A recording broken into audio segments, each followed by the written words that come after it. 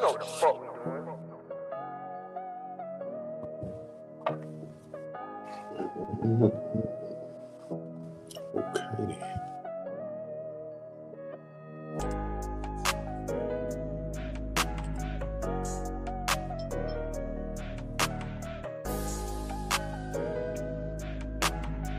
It coffee vibing and the big come catch a vibing bill.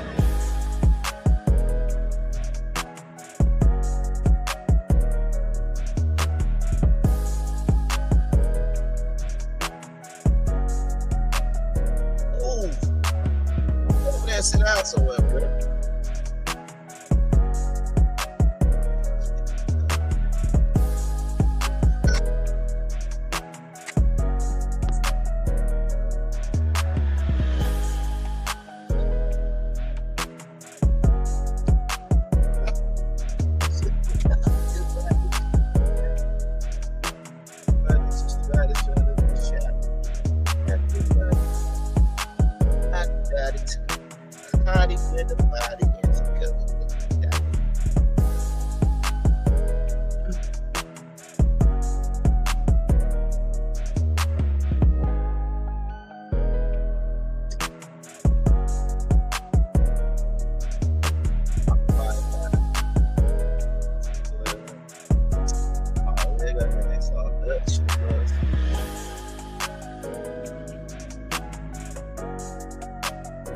Stop.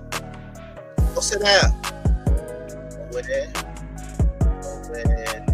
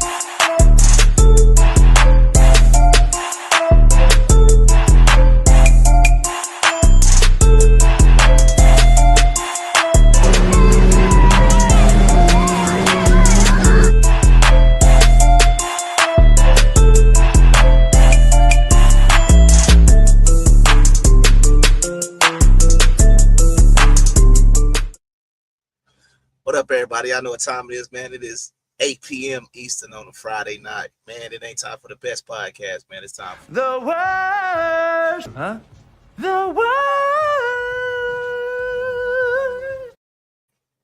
All right, y'all know who it is, man. It's Come From Hebrew Saul G. Joined as always by my wonderful co-host, That boy BLT. What's happening? What's happening? Yeah, we on the thing. None but this today, man. You know what's happening, man? You Yeah, must be we on out here. the Fuck that iPad. shit, man. We sending out love to the haters, man. Fuck these haters. Hit them with the love, y'all.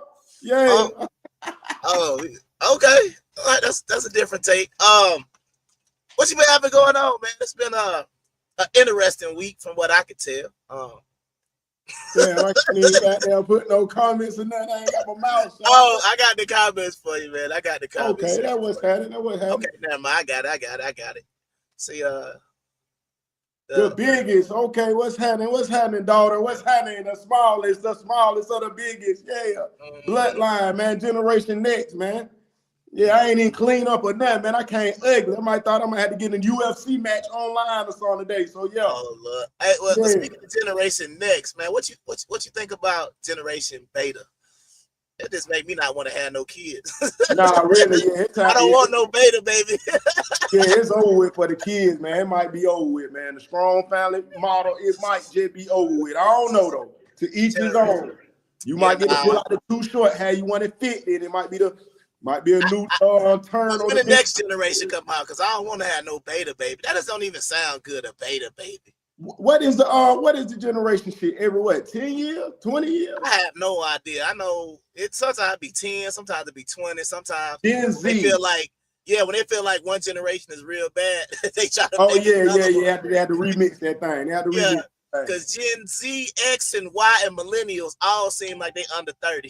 So I don't know how that works. Yeah, it's the same shit, I think. But yeah, man, what's happening, man? What's been going on this week, man? You know, we've been popping it, man. Like they say, my little partner say, the Peachtree profit, nigga, popping it. What's happening, man? You speaking for you or me? Because whatever, however. But yeah, and I was saying, where they got you today, man? Where they got you at, man? What state?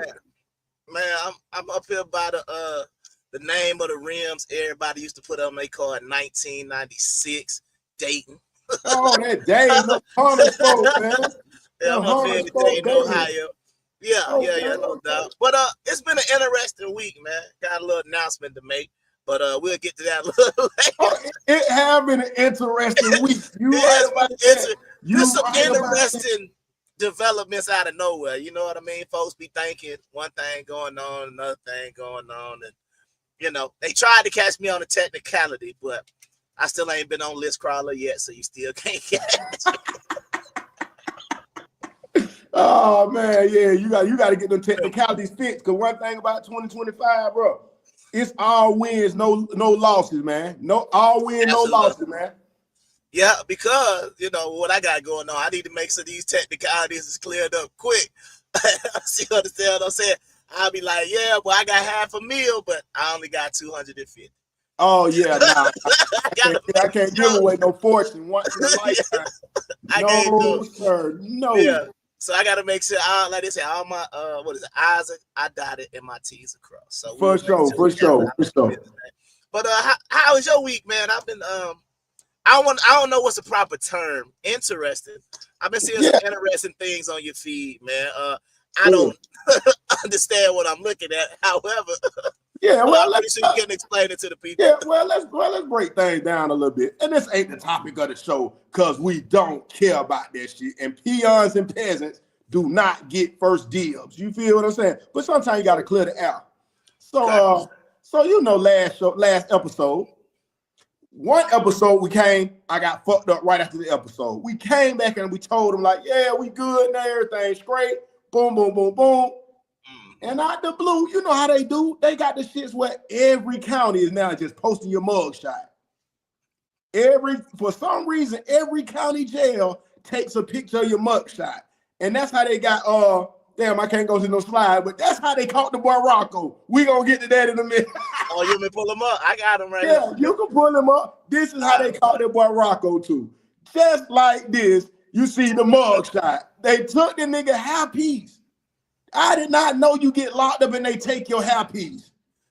This is what you were showing us on episode maybe 6 episodes back. You were showing the niggas with the goddamn you get the glue put on and you get the what they call it they call it. See, this is the other thing. The man unit. But you gotta No, because the other term they use is a meave, basically trying to say man weave. And what I'm gonna say is, bro, and this to all the fellas out there, if you got to put the term man in front of it, you probably shouldn't be doing it. You see what I'm saying? Every time they got to put man in front of it, like it's a man weave, it's a man bag. You probably don't need that, bro. It's letting you know it ain't for men. Yeah, because you got to specify. Oh, no. This ain't the one for women. This ain't no woman's weave. This ain't no, Hawaiian silky. This ain't no Brazil. This is a man. Now, I mean, so what you saying? You should just go bald. Fuck it. When it's time. Absolutely. When it's that time, it's that time, bro. But I'm saying, look how fly. Look up there, Rich Homie Quan funeral though. I mean, don't he look fly with that man, yo? But what I'm saying is, wait, hold on, he couldn't come with that coconut on the top, bro. Bro, he got it. This is what I be. Remember what we said? Authenticity is supposed to be 2025. So, bro, if you go in bald, like this whole thing about it, right? Y'all remember? Who remember Michael Jordan hooping with hair? Barely anybody. Barely. You see what I'm saying? 82, 80, whatever, 84. 84. That's what, you know what I'm saying? When the Bulls, second, it was over. Then after about his third year, he cut all that off. It was just like the same thing with LeBron. It's like your boy Carlos Boozer shoulder with the Beijing. You understand what I'm saying? This sweat down his neck on the court. Shout out, when it's that time, man. Because we sit here talking about lady, why y'all got weed? Why y'all don't wear y'all natural hair? But then now we want to go be worse and start gluing stuff on our hair. So I mean, that shit it might be a hard pill to swallow, bro. That hair just get to running off your head, bro. You used to putting braids and goddamn. I'm saying, but that go back to what I'm trying to say though. If it's gone, bro, you gotta just let it go because look at it right now. Now, bro, you all over the internet looking crazy. Oh man. And then it go back to what you were saying. Remember how you were talking about? Oh well, the women's response was, "Well, y'all be talking about us be authentic. Why don't you shave that beard and take that hat off?" For sure. So a lot of cats got that underneath that hat. So I get it. But once again, you know, like Teddy P said, man, I think you better let it go. Hey, he went from a smooth operator to a nigga just like this. Hi, babe. Ooh, why you taking us seductive pictures like that? You got me in love with Instagram and I ain't never met you. Girl, stop seducing me like that. I love how your beauty look. Bye, babe. I ain't gonna lie. Like watching it, like having him look like that, bro, it made me like sometimes I want to take his songs off my playlist. That ain't even the same nigga. I can't even take Going Steady serious no more. You know, we ain't go because if he pulled up like that, like you pull up in that turtle with that turtle shell, we ain't Going Steady. We just getting wrong. This girl gonna be like, that girl gonna be looking like we gonna go together. You gonna be begging for a girl to be like, why we pull up with your bitch? Really? Pull at up that with point, your bitch, make it drop her head. At that point, bro, it's got to be all about the money because it's no disrespect, but like I say, bro, when you got that eagle nest up there, it's time. It's a wrap, bro, and it's cool. Eagle nest, that's what Monica seen, ain't it? That's Monica saw the reality. Yeah, I had to, man. And she was like, man, I go wait to see Murder to get out of jail again before I be with a nigga that ain't got no help. But what I'm saying, but see, this is my problem. What is wrong with losing your head? If you lose it, just go bald. It's just the shape. It's just the shape of that motherfucker. Niggas ain't got that right head. But see, like, it ain't even about having the right head for it. It's the fact that you put on first. You see what I'm saying? Like you saw that Jaheim picture going around? Because you remember Jaheim had them braids, and then he started, that picture came out from when he was singing, and it was kind of like the same thing, but it was braided down, and it went viral. Yeah. Bro, you should have just let them braids go. Because if you would have just cut them off, nobody would have said nothing to you. But they going to get on you when, like I said, you show up with a low top fade, and then I'm talking about though. Imagine getting pulled over or stopped for being disorderly conduct or whatever they say. Mm-hmm. They pull you in there and they just like, All right, go ahead. Strip down. Get out your clothes. You finna go to we finna book you. Hold on. Take your hair off. That's what I I'm mean, saying. was it leaning? How did nigga know it was a this, penis? okay, see, this is my whole point, right? This is my point.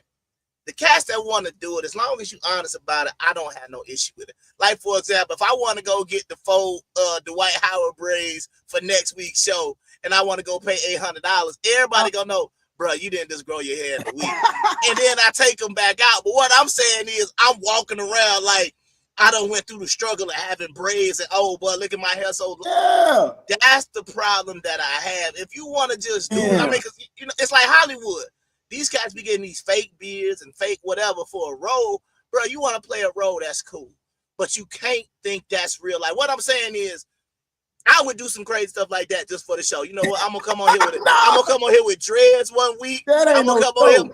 No, well, you see what I'm saying? I'm going to be a character on the show. But what I'm not going to do is, I'm not going to be on a dating site or something like that and be like, go out on a date. And then I got these braids in, like I got this extra long hair. She like, oh, I like your hair.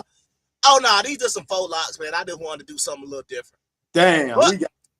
But it also made me remember one thing, and I just say, how crazy would this be? Now, you know, because I told you about the little dating sites and stuff I've been going on. I know I don't even know where the topic will go from there. But yeah, when you be on the dating site, right, from picture 1 to picture 5, sometimes it look like 5 different people, right? 5 different hairstyles, shades, whatever, sizes, weight, all this stuff, all that stuff, right? My question is, how would the women feel if they went through a man's profile and in one picture he got a beard with braids, and the next picture he got a bald head and a clean shaven? The next picture his hair is blonde, but it's faux locks. Oh man! Because that's what they'll do, bro. They have 8 different hairstyles, 8 different colors, 8 different. They say it's cosplay. They say it's cosplay. I'm just asking the question. If you saw a man, he had his beard different, or had no beard, different. He got his glasses on in one picture. Come on, bro. Hat on in another picture. He got a hat on in another picture. That's what I'm saying. But you got like a whole. It looked like a movie, bro. Like you trying to submit it to a director. No, think about it, bro. It looked like for example, you know our boy Maurice, right? It's like him submitting his headshots to a director to show his range of characters he can play. Yeah, that's what it looked like on live dating. You are submitting a range of characters for the rest. You got one nose ring in this one. Next one, you got a lip ring. Man. You got 8. I'm like, come on, man. You got too much stuff going on. It's too much of a mystery, man. Hold on, we on the wrong goddamn. Let me block that thing. Okay, there we go. Yeah, it's too much of a mystery. But yeah, now we had to get back to the story, and I got to make it juicy for him. No didn't. Yeah. So, yeah, I noticed them videos ain't scrolling at the bottom because I get the one I'm playing, but it's all good. We'll get to them in a minute. Oh no, I got you on. You want to play the? You got them up. I can't see them. No. Oh yeah, no, we're gonna. No, I'm talking about the Rocco at the funeral. You don't want that one? Yeah. Go ahead. Let's spin. Yeah, I got that video right quick. Let's check him out. My name is Rocco. Quan, someone that I held very dear to me. I want to start by saying Quan was that guy. I knew it. In the room he went in, he lit it up. You know, I remember seeing Quan one day. I was going through something. I had something on my mind, you know. I was frowned up. He had to put that hat on. Quan on laughing. So, you know, that's just Quan. Is this like the hair that you used to talk about? So if a dude, he bald, he put the hat on, and it's got dreads coming down. Oh, this is crazy. Nobody didn't think about that was a happy. Because that's why they do it. That's how they do it. It's like, you know, when you go to the barber shop and you see all that hair on the floor, they just put that hair on the top, and then they retape it. Put the glue on it. I understood him. Oh man, come on, man. Pull the Rocco down. You just want to show him, man. All right, bet. That's insane, man. That's crazy. 1 week he got the hair, next week they catch him down bad and pull it toupee. And then think about it. That's why it's so funny. That was the nigga who made the song, who funeral he was at. He say, I'm in her mouth just like toupees, and on my top just like toupee. Shawty say he on the top just like Toupee. He knew Oh that. man, hold on. I got it right here, bro. I got it. I think I found it right here on YouTube. Value. So we go because a lot of people might not even know what we talk about, bro. This is a real thing. I want some of y'all to see how this witchcraft and voodoo was created real quick. So let me share something for y'all, man. Watch this real quick. We're gonna watch a barber and fair use real quick. We're gonna watch a barber go through it. Fair use. Y'all a little commentary real quick. But y'all check this out, man. This is what's going on out here in the streets, man. Look at this. Oh man. Oh no.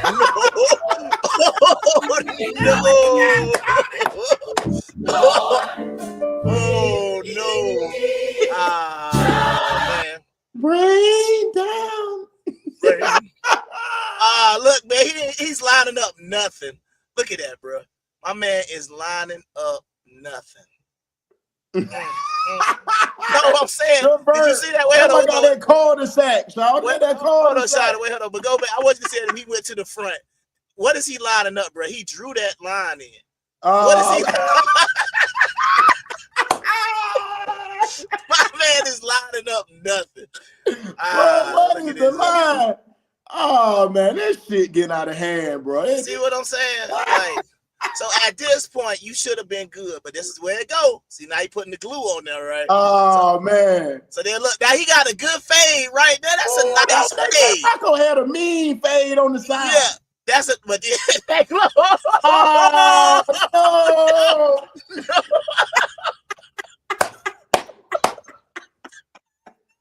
Bro, what the fuck? Oh no, look at this voodoo, bro.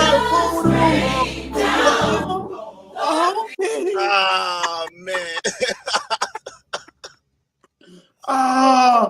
Bro. Hey. Yeah, wow, that's crazy. I'm gonna let it go because we're doing the interview. That's wild. That's what I'm saying. You see, just took it. He laid the praise on. Now we see it. Now we see it. But I'm saying, bro, you can't tell the difference. At the top, just like Toupee. But this is one thing I'm gonna say. This is one thing I am gonna say. This is one thing, and I give the brothers a little bit more respect. At least the brothers are getting hairstyles that fit. You understand what I'm saying? Bro, like he not getting the man you to put on and he walk around looking like Thor. He got some long curly hair coming down the back of his, you know what I'm saying? Coming down his head and stuff like that. He got this part is bald, so he want to get that back, so then he get it put on. So it's at least trying to imitate what you could naturally get versus you got. What you mean? Hold on, what you mean you could naturally get it? I'm saying a lot of times when the women get the weed, it's like, hold on. Stop it, you don't look like that. Face full of filters and a waist so abstract. Stop it, you don't look like that. Okay, I get it. That's what I'm saying. So, bruh, he walked out. If you didn't see them glue it on there, you would say, oh, bruh got a nice fade. Versus when you see a girl with a long weave or a wig on, you know instantly that's a wig and her hair ain't like that. That's what I'm saying. Don't worry. And I done had the picture uploaded and everything. But then, hold on. Then again, what you looking then for? again, hold on. I might can got there. Hold on. I don't know if I can see right.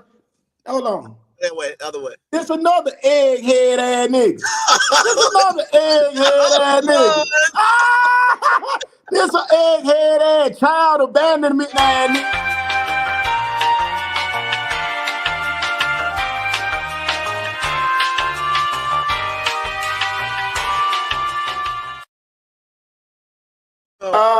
Yeah. Here we go to disclaimer. We would like to say the words and views expressed by that one person do not necessarily reflect the W.O.R.S.E broadcast.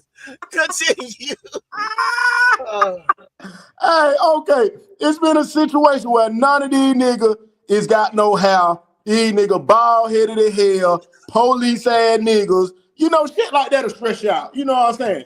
So yeah, we'll get back to that. Niggas ain't paying for their kids, talking about they get money. Woo! That's a dangerous topic, fellas. But anyway, yeah, I didn't want to breeze by that, but yeah, get money without paying for child abandonment. This is the ideal male they're talking about. The Pookie and Ray Ray. Here is Pookie with a brother named Ray Ray. So hold on, but let me break it down. I know y'all wondering like, what the fuck? Who is that alien pterodactyl head looking at nigga? Yeah, exactly. That's what I thought when I seen the ugly ass nigga. So anyway, all of a sudden, I told y'all I had my cases, the old cases, the false accusation, this and that, whatever, cool. So I go handle them just in case. Just so happened after the episode, we went so hard on about 2 weeks ago, we went crazy on the episode of the Worst podcast, right? I pull out, I'm like, man, let go. I'm gonna go shoot to the seat, go do something. Yeah, I'm gonna move around. Whoop, whoop, whoop, whoop. They blooped me. So I'm like, oh shit. Anyway, so I'm like, okay, let me go in here because I know how they gonna play. I said, one thing I know, these niggas is looking around online to see who got locked up. Or else, I believe they might got a database that's hitting them like, Robert, there's some guys locked up. Do you know them? They got the speed down. Robert, is this Robert Mullins? Yes. Robert, what's his name? I got that. Y'all watch that Apple Watch. Then they got it. Robert Mullins. All right. And they get to walking off with the with the earpiece in. Yeah, it's him. With the white shirt. This is my thing.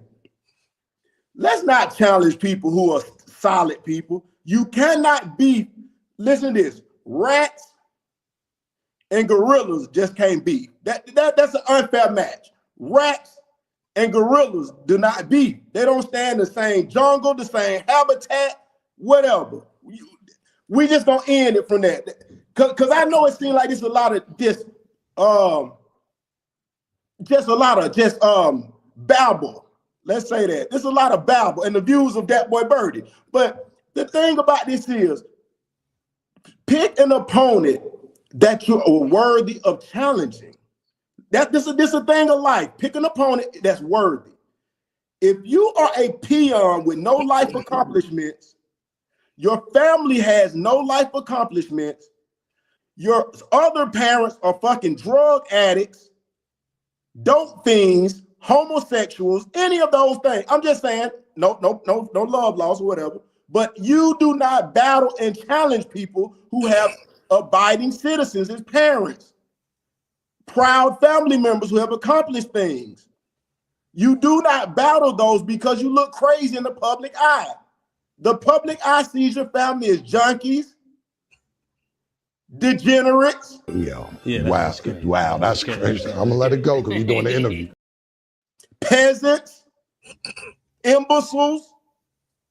Okay, we need to go on. Goddamn Marty Combs. Don't ask. I said don't ask. I said don't ask. No questions. Puto Madres. He did it in Spanish now. Okay. And we'll go 5 bilingual on y'all nigga ass. That's what we mean. Name one person in your family can talk one word in another language or something. But anyway, we gonna let off them niggas. They got that little airtime. Everybody said, get off their neck, man. It's like goddamn, it's like Jake Paul did Mike Tyson. I played in. They say, bro, that fight ain't even fair, man. The man ain't got no ammo. He bringing up topics talking about your grandmama and that. What? Bro, we talking about 2 grown men and what our accomplishments is and our capabilities and our reputation. When you start trying to discredit somebody's reputation, niggas are gonna go in their vault and go check out your goddamn your whole facts. You feel what I'm saying? Especially when you on this, you teetering the lines of transgender. These niggas is the T's. no Diddy, and no offense, T's, but that's the members. You got 2 members, Richard and Robert. It's 2 T's. Go ahead and bring out our next single guy. Hello, welcome in. Come on a little closer. Come on in. Don't be scared. And look, it's funny he pulled that video up. That's how the niggas used to pull up. You take them niggas outside of Dagley County. You go try to fuck with some hoes outside of Dagleyville. Time the nigga walk out there. Take the nigga to the club. Take the nigga to Six Flags or something. We young, we go to Six Flags.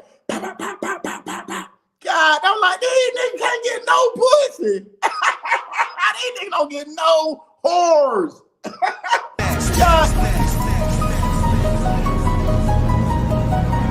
Finish him.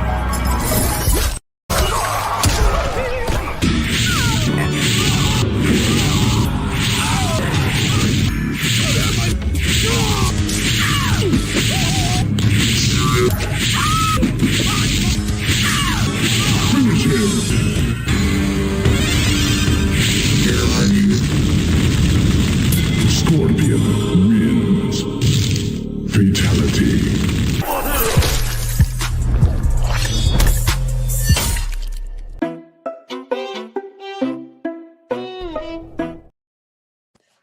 Finish him.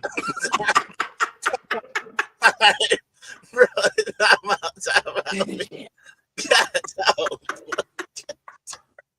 Bro, it's like you done did the fatality. Then you resurrect him again to do it again, bro. Oh, that's crazy. Oh, perfect. Toasty. Toasty ass nigga, man. and then when the one girl, hold on, the two girls, again, in Douglas County, never no new hoes, never no hoes out of another state, never no hoes out of the city nowhere, never. So he gets two girls in Douglas County pregnant, and look what the fuck he does. He abandons his children. This egghead motherfucker abandons his only piece of pussy. How do you abandon the children of your only pieces of pussy?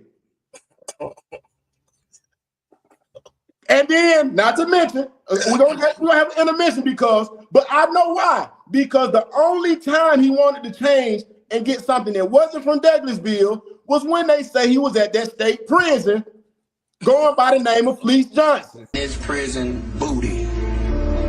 Booty was more important than food.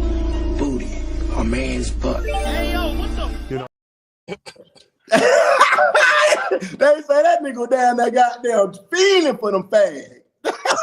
You know, they had to get out and want to jump on Chris Pearson when he told on him. Oh, man. Sister done told on folks. Y'all forgot, I know everybody hearing this. We all grew up doing the same thing. And all of a sudden, y'all niggas' name is the one with the stains on them.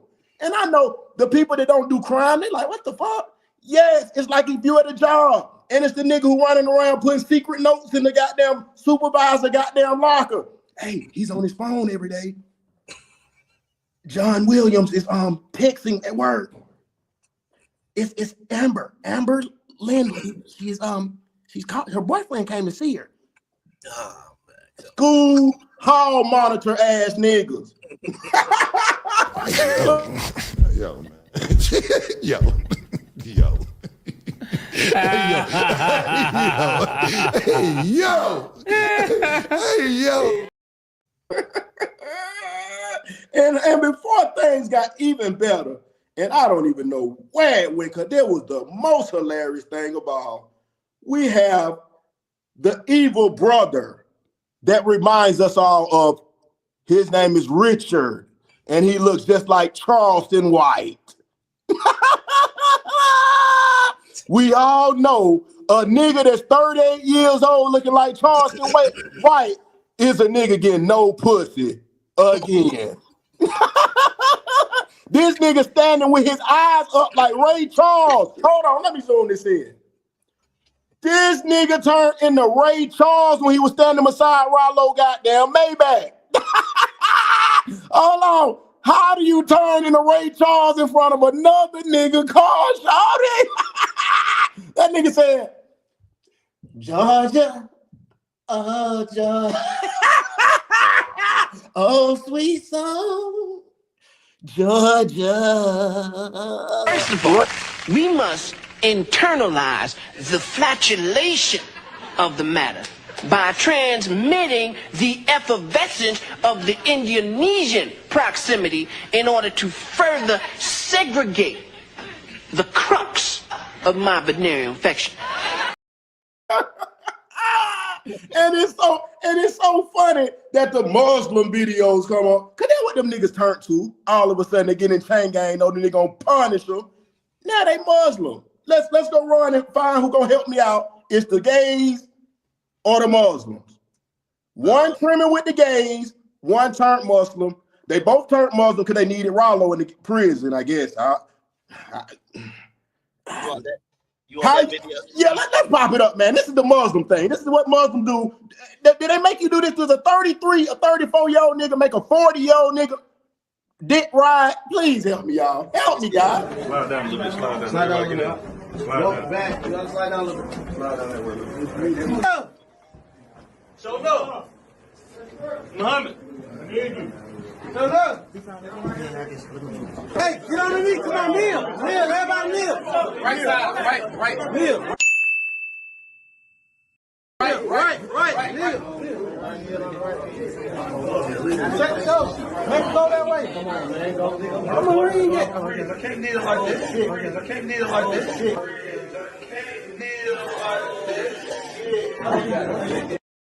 That fat ass foot, you can't kneel.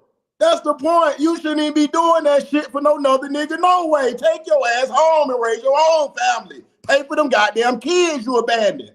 Why is you down with Rollo? Your kids need their daddy, bruh.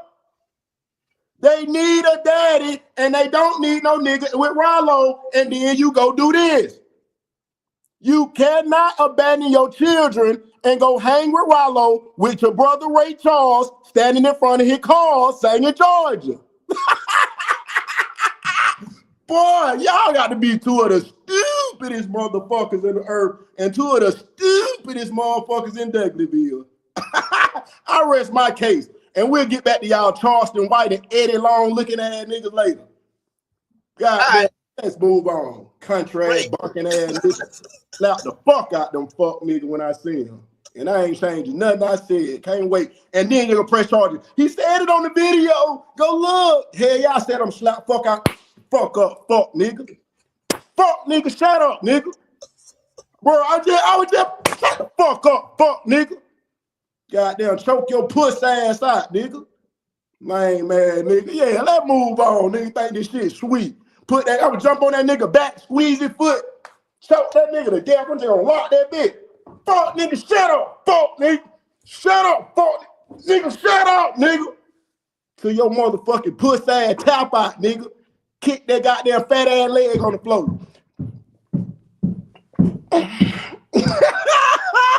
Nigga think it's sweet. How you gonna beat me with a fat ass cane leg?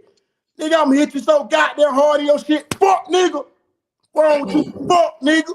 Yeah, you thought nigga gonna be cuz. Man, I'm gonna beat the fuck out one of them little niggas. But yeah, it's cool. It's cool. It's a joke. I'm scared, rad nigga. Can't wait to run across. Just like that old man when he tried you in the tractor trailer. I'm a goddamn.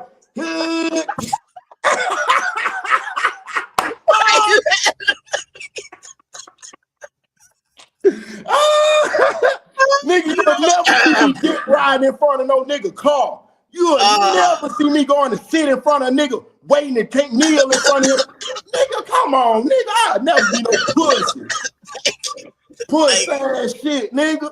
Got me fucked up all of a sudden, nigga, hard now. Nigga, please. And thanks for my cousin Marlon Kemp Camp Mixture coming in the building. Cause nigga, one thing you know I ain't lying. Before it was Rollo, who was it? Gerard Page. Gerard Page. My partner, cousin, or whatever they say too. We sit up late night in the honey hole like this. These niggas be like, man, I got these fuck niggas doing whatever I say. These niggas know I bust they motherfucking ass. These niggas scary fuck. I be like, I know it. I said, boy, you be pimping the fuck out them sweet ass nigga, bro. He be like, shit, bro, you don't want to team up and goddamn. I'd be like, bro, I don't team up. I do my own thing, cuz. If he was alive, he'll tell you. I do my own thing, cuz. We'll sit and be smoking, be laughing. Be like, yeah, this fuck nigga. I might call this fuck nigga and then fuck his sister. Have the nigga running with my work and then I'm a fuck his sister. And he done skeeted in and had the baby. This ain't no joke. This nigga doing that nigga, you letting the nigga fuck your sister and push work in your pocket. You's a bitch. You's a bitch. You let a nigga come from out of town and fuck your sister to death. Come on, nigga. I ain't never finna dick ride on nigga who beating my sister guts in. It ain't no way I can do that. Is that a player to y'all? Is that a real nigga, the gangster, hood, celebrity, Douglasville nigga to y'all? That's getting on the stand, pointing out Lafayette Bradley pulled the trigger. Lafayette Bradley pulled the trigger. That nigga pulled up to me at Central Station. That nigga say, I said, bro, you told on Shawty nigga? You told? Cool. I ain't going to jail for nobody. I ain't going to jail for them niggas, cuz. Come on, bro. Right when you said that, I know what time it is. No crime around this nigga. No crime. But don't do nothing around that nigga. Don't do nothing around that nigga. Man, fuck all you hoes. Fuck you and your baby and your granny too.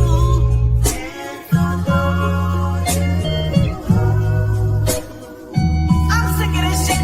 Fuck all you hoes.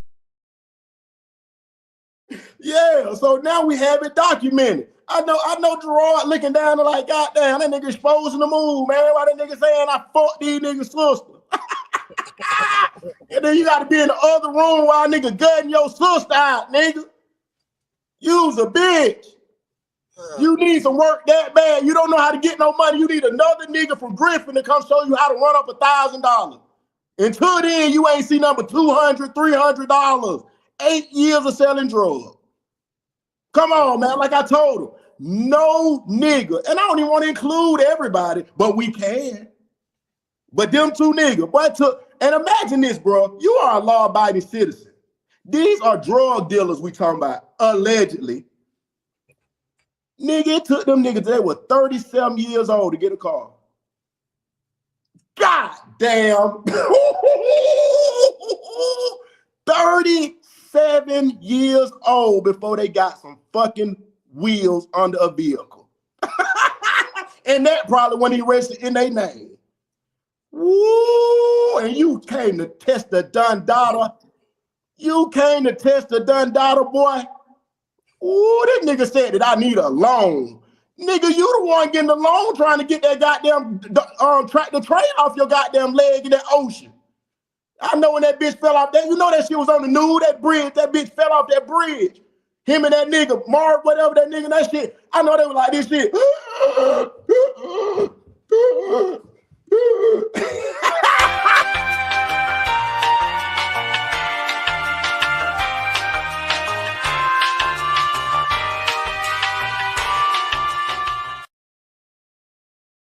Boy, I'm just saying, I ain't never had to goddamn swim like goddamn Toadstool on Super Mario trying to get out the ocean.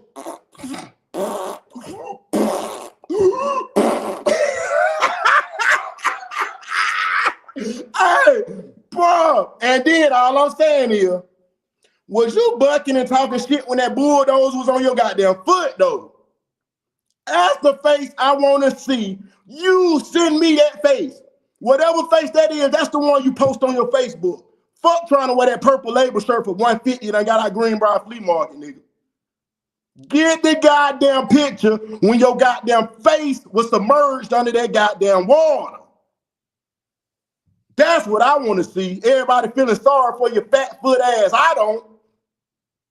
Hippopotamus toe having ass nigga, that shit'll never be the same. And so how the fuck would you start beef? Because you ain't gonna shoot nothing. You starting beef and you can't even walk. Boy, woo, that's why I tell you. And then you got a sick mama. My auntie done had to come help her motherfucking ass. You ain't even gracious enough about to say, damn, that boy family help my goddamn mama when she need help, man. These dumbass niggas want to post a nigga mug shot. You can't say nothing like a nigga, I done did nothing fucked up, told, did. That ain't what I do. So you can't say that's the reason.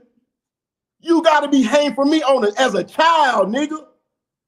You gotta be hating since a child. If I don't even fuck with y'all, I don't stay in that state. I don't stay in that fuck ass city. What the fuck would a nigga post my mugshot or post anything about me for? I ain't got no dick for you to suck, nigga. You gotta suck Rollo. I ain't got now. I don't do gay activities, suck ass nigga. Brother, what's that? What's that, brother? You let them niggas do a worldwide YouTube like this and let's hear their story. You'll hear, it'll sound like some schoolgirls. These niggas ain't got no credibility. And like I said, as a man, who are you mad at, Bird? I ain't mad. I'm just showing them niggas when they turn my own switch on. I go on.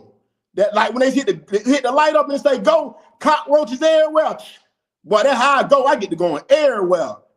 Somewhere, somebody done put a illusion in these country ass nigga head. Somewhere. I mean, it done been a lot of them niggas jumping out there. Somebody done put an illusion in these country ass 150 weighing ass nigga head. These little bit ass nigga 175 pounds. So now I'm a goddamn why y'all little bit ass nigga, man? Y'all don't even know nigga working out this. We 210. We ain't no look. I'ma break your little bit ass neck. Little bitty perk popping ass, boy. You ain't gonna be able to stand one of these goddamn flurries. Same as it been since we been young. You nigga ain't never did shit. Boy, come on, boy. Known for getting punished. I probably can name 10 niggas done punished these niggas. If they ain't jumping on the nigga, I don't know niggas done beat up all 3, 4 of them when they trying to jump on the nigga. Let me and my little partners, when we were doing that shit, boy, let us be at the bounce. Let it be 3, 4 of us, boy, we go down there. I see you a nigga.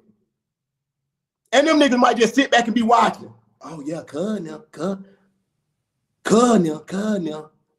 Now all of a sudden you want to battle this shit, nigga. I'm beat on your ass like Willie B. Boom, boom, boom. I'm gonna think it's a gorilla. Boom, boom, boom. I'm gonna be goddamn. I'm gonna be like that on them monkey ass. Oh, my bad. I thought you said Willie Beeman. Willie Beeman, they gonna think it's Willie Beeman. I was like, what? Any given Sunday got to do with it, but then you cleared it up. Once again, I gotta insert myself in the show a little bit for those who don't know. Now, that's it. We through. We all was a famous gorilla in the city of Atlanta Zoo in the early 90s. That is who Willie B is for those outside of Atlanta people or people outside of 285. Just so I can say something. But we glad to see y'all here, man. We glad for y'all to pull up, man. We want y'all to pull up. That's what it's all about. We like to draw some new viewers and shit. Cause we be telling some real shit. That sucker shit is cool too. But we just letting you know, but you can't jump out there and try everybody, bro. Anywhere else, cause a nigga be dead ass wrong, pull up on you with your foot hurt, and they got down when you trying to hop in the house. Brrr. Come on, bro. We ain't no little Rudy Poot. Nigga don't want the 3, 4 bad. They like, nah, slap shit out that nigga. Nigga, what you want? I'll record it while I punish him. Send a nigga say they recorded punishing me. That's what I want you to do. That nigga be, boy, you'll be on something the nigga straight to his goddamn dismissal. Playing. Nigga, nigga. But I mean, I told my kid, that nigga goddamn texting and shit to my kids. And, nigga, you know who kids is who and all this. They're like, that's how much of a real nigga I am, bro. Well, now, I'm going to say this. These niggas ain't even got no goddamn kids here, except the one they won't take care of. So shit, what good would it do me calling their kids when my other partners taking care of their kids? They done had to let my other partners be a real nigga and say, man, I'll take care of these nigga kids. Cause this one nigga kid, he ain't gonna do shit. He too busy sucking Rollo goddamn little mate head. He got it shoved down his goddamn esophagus. He can't do nothing. He can't think. Meat muncher. John Doe, you said the right word, meat muncher. That nigga meat muncher, man. Or Islamic meat muncher. You ain't supposed to eat meat. Yo, man. Yo. Yo. Hey, yo. Hey, yo. Yeah. So all I want to say, and we on to the next topic, bro. Imagine me sitting at home worried, quiet, sad, shy, thinking about them, scared of them. Y'all better not be scared. Keep your eyes open, guys. Keep your eyes open. I know where's people. I know some things that you don't think I know, guys. But let's go, man. Good shit, y'all. Thanks for the promotion, man. Y'all done made us go crazy. My brother been going crazy with his promotion. I caught me about 6 clients in week just on the strength of these niggas. So congratulations. Thank y'all, guys. Thank y'all for the free promo. Yeah, man. Yeah, we got 10,000 people in the building checking in, man. So all of y'all, everybody checking in right now, man. Y'all need to do us a favor. Go ahead and smash that like button. We're gonna be right. Oh, damn.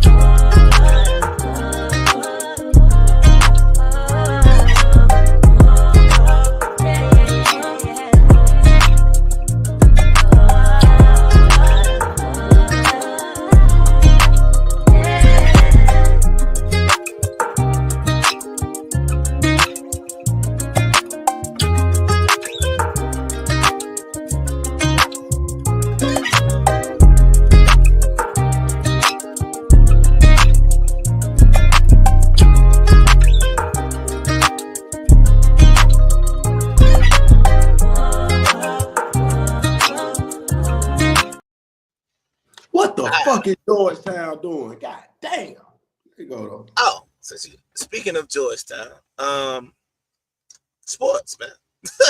For sure. Yeah. I don't know how we come back. I'm like, you got anything else? Yeah, let's go to some sports, man. So if like I said, if y'all didn't know, man, like I said, the playoffs and everything was last week. So we had a couple of games and things like that, a couple of moving and shaking going on in the NFL.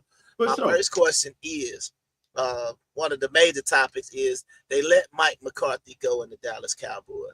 My question to you is, do you think Deion is going to be the head coach of the Dallas Cowboys in 2025?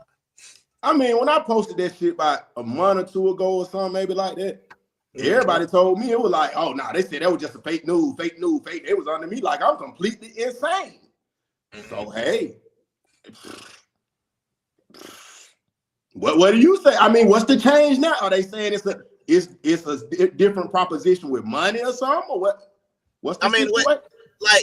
See, this is my thing, having talks versus actually getting the interview. You understand what I'm saying? It's like, for example, if I say, hey, man, I might have a job for you, or you could probably do something versus let me bring you in and you actually sit down with him, the GM, whoever.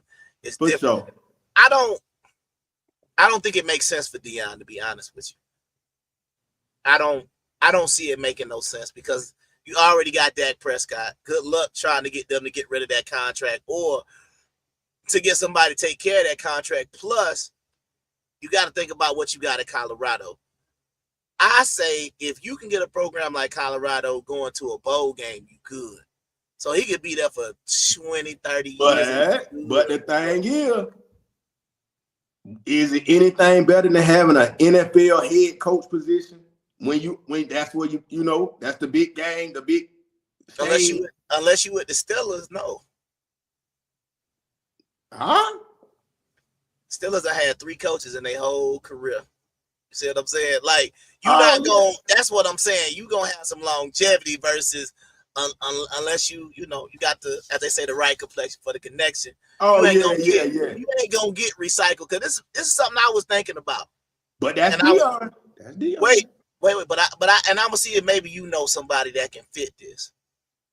Now, when we talk about the recycled coaches and things like that, can you name, and the only black coach I can think of is Dennis Green. Can you name another black coach in the NFL that's gotten fired and hired somewhere else? And maybe was Raheem Morris, was he the head coach in Tampa Bay before? I think he was a head coach before too, right? You sure it was Tampa Bay? Raheem Morris, I think so. I think he used to be the head coach in Tampa Bay first. You making me go in the vault. Now I got to put my thinking cap on with y'all. But what I'm saying is, if we go to the white side, well, Mike McCarthy would already be one. Bill Belichick would be another. We remember, what was Tampa Bay. So he was what you asking about him though? What I'm saying is, when we talk about these coaches that just keep getting recycled, it don't be the same for the black coaches. You understand what I'm saying? They got Antonio Pierce 1 year, no quarterback. They fire him. They gave Gerard Mayo 1 year. His draft pick. But you gotta be winning though. You gotta be winning for 1 year. Who you know come in win they first? I mean, it's happened. But I'm saying, has came? Okay, I feel like this. Who has came in their first year without a quarterback and won? Yeah, the started with I mean, I was looking at what Marlon saying, talking about he with Tampa. Yeah, he with Tampa and won the Hawks. I mean the Falcons. The Falcons got, but you see what I'm saying? Yeah. All I'm saying is like Gerard Mayo is it ain't the Brady Patriots no more. So you draft Drake May, he hurt for half. Now I'm saying I'm going with what you said at first. Yeah, they really doing you a favor. It's unfortunate that they doing you a favor for even letting a black man be the head coach. That's all. So? Yeah, I do. Just because we got to go by the owners. It ain't that. But it's like if you look at the shift that's starting to go on when you start to look at how it's more black quarterbacks and things like that. But it's like a lot of coordinator positions. Like, see, that's my thing. You can get recycled as a coordinator, but we don't see it as a head coach because my whole thing is who right now is interviewing Gerard Mayo, Antonio Pierce. I mean, is it gonna guarantee him some wins? I'm not even saying they guarantee some wins. I'm saying right now, that's the key. Jets. Well, hold on, but the Jets are talking about interviewing Rex Ryan right now. I'm like, Rex Ryan. Oh man, that's what I'm saying. They'll pull you off the shelf. But you understand what I'm saying? It is a ceiling to black excellence. That's what we got to remember. It's a ceiling to black excellence. So you going with the as a coach, a black coach, right? You got to work a lot harder than everybody else. Most definitely. Do we want to compare it to like the Squid Games first season or whatever? I know a lot of y'all caught the Squid Games and shit like that because it was interesting. It had the colors. Yeah, all that shit. To psychologically psych you out. Yeah, that shit. So you see how the NFL, the NBA and shit like that or whatever, or the head coaching position. That's like the niggas who in the suits just running. I mean, that's like the niggas who are the contestants on the Squid Game. You still had the billionaires who run the companies. That's the one who sit in the room. Oh, man, I thought he was going to make it. Oh, he hit it. So you said that's the one betting on the games. That's the one who's running the show. You can't even get to that level in that room as a black man. That's what I'm saying. So that's where the ceiling comes in. Yeah, we'll give him a piece. Give Jay-Z, who's a gazillionaire, allegedly, give him like 1/10 of a company. You're like, what the fuck? Yeah. God damn, like 1/10 of the Brooklyn Net. Like, what the hell? Okay, now I'm gonna give. Okay, see now, but now I'm gonna come at you with a different angle, though, right? Okay. Michael Jordan. Mm-hmm. How good are the Charlotte Hornets? How good are they? They all right, right? No, that ain't shit. That ain't shit. Exactly. So my question is, when we do get a black owner, where is his support at? It ain't like Cass is like, we got a black owner, let me go take best money so he win. He know better than to win. If he win, it's a problem. That's what we gotta. Yeah, we gotta face. So you want to say, okay, and just to make sure. So even as an owner, you say he got a ceiling to win, and as a coach, he got a ceiling, correct? There will be no black owner that runs the league, period, ever. Well, that is another thing, though. We have never seen a black commissioner, right? Now all that will be the day. Yeah, because even in the NBA, right, you have Adam Silver, who is one of the Yahudim, you understand? And then, you know what I'm saying? One of them. And then before him, Roger Goodell and people like that, you know what I mean? See, that's what I'm saying. He right. Herm Edwards and Tony Dungy. I believe you had the Tampa Bay and the Colts. But what I'm saying is like it's rare. But see, what I'm saying is Herm Edwards and Tony Dungy, if you really think about both of them two, they had to like overperform. Like, bro won a Super Bowl with Brad Johnson as his quarterback. You understand what I'm saying? You had to really overperform versus what was my dog with the Titans, Jeff Fisher. Jeff Fisher would be 8-8 for 25 years, and he not even in talks of getting fired. That's what I'm saying. So I feel what you're saying, but what I'm even saying is, even when it comes to these coaches, because remember, all of a sudden people wanted to hype up the Notre Dame Penn State game last week, talk about it's going to be two black coaches playing each other. Either way, we're going to have the first black coach playing for a national championship. However, I was very disappointed to find out that they all of a sudden, it's kind of like they Kamala Marcus Freeman. All of a sudden, they started calling him Asian, and I'm like, what we doing, bro? Oh, because his mom is Korean, right? Identity politics. Yeah, so then we started to play. Oh, well, actually, not only is it the first black head coach in the game, he's also the first Asian. And I'm like, see, yeah, we gotta pick a struggle. You understand? Oh, yeah. But I don't know if that's gonna be enough for him to beat Ohio State, but I just think like when I look at what's going on with a black coach, and I say, okay, especially in the NFL, because you can be. I say, like, in college, you can be black, but the one thing about it that they never do, and this is the one crazy part about it to me, if you black, you can't have no scandals at all. You will never get it. Your boy Steve Sarkisian was drunk at work, and he got Texas right now. They said they smelled the alcohol on his breath, DUIs all over the place. He got the University of Texas, bro. It's the good old boy system, bro. You see what I'm saying? They're brothers. But you get what I'm good saying. Old boy. Like the cat at Michigan State had allegations out of there. No D1 offers. The cat that was at he was a black dude. He was at Miami of Ohio. A white woman accused him of sexual misconduct. The charges ended up getting dropped. I don't even know if he coached in high school because he was going to take what job was he about to take? I forget. But if you Google the former coach of Miami, Ohio, this is about 10 years ago. He was one of the hottest coaches out there. Let me see. My boy them used to talk about him too. Hold on. He had just took the job at like a big, like I think it was a Big Ten school. So he was going from like Miami, Ohio to, it wasn't Michigan State, but it was somewhere like he was moving up. You understand what I'm saying? Because he had Miami, Ohio doing something. Then he had them sexual allegation charges, and then bro, it's like in a movie, and he was never heard of again. Hold on, let me see.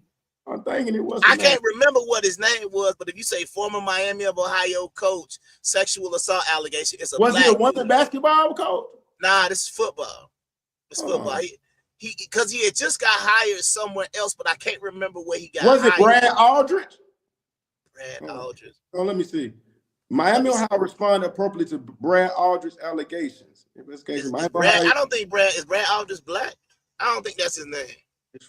Former. Let me see. No. Wait a minute. Let me see. I get it.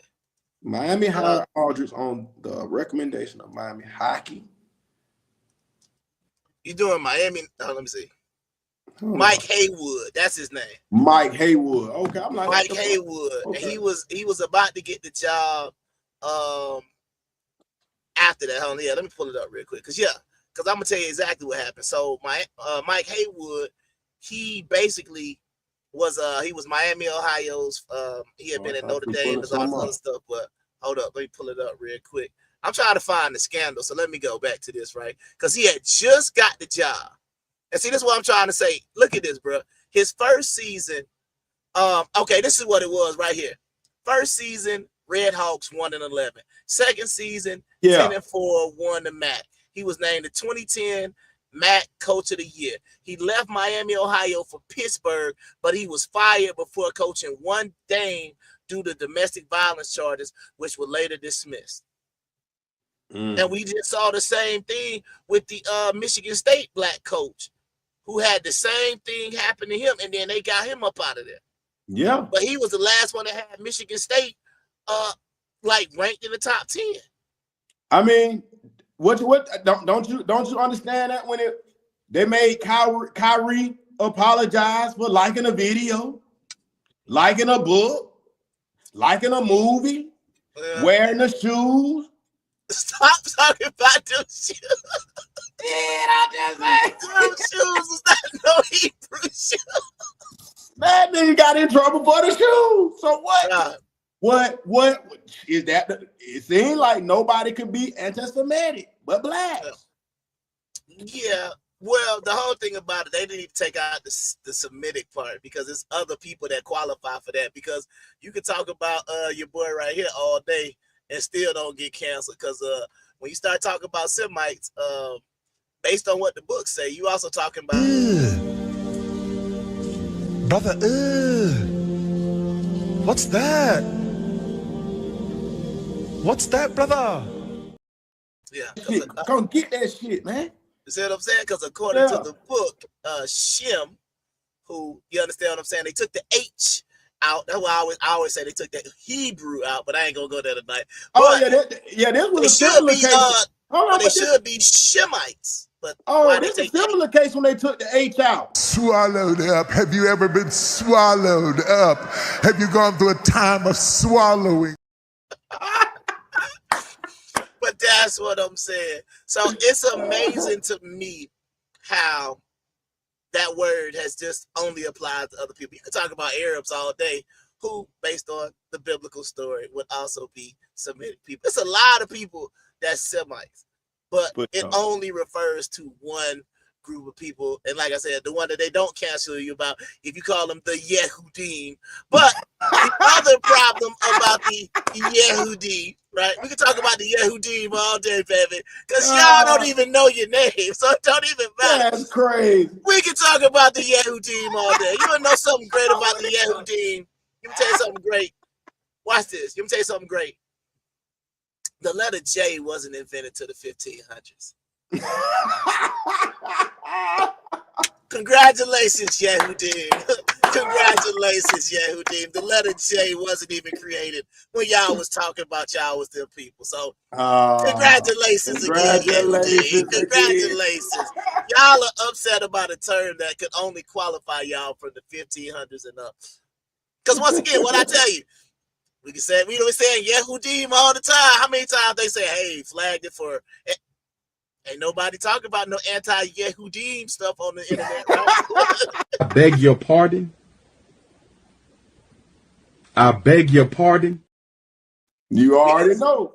We can say it. We can say it. We don't got to say you. We don't got to do none of that. They say Yehudim, and like I said, they don't even know. Damn, that's sad.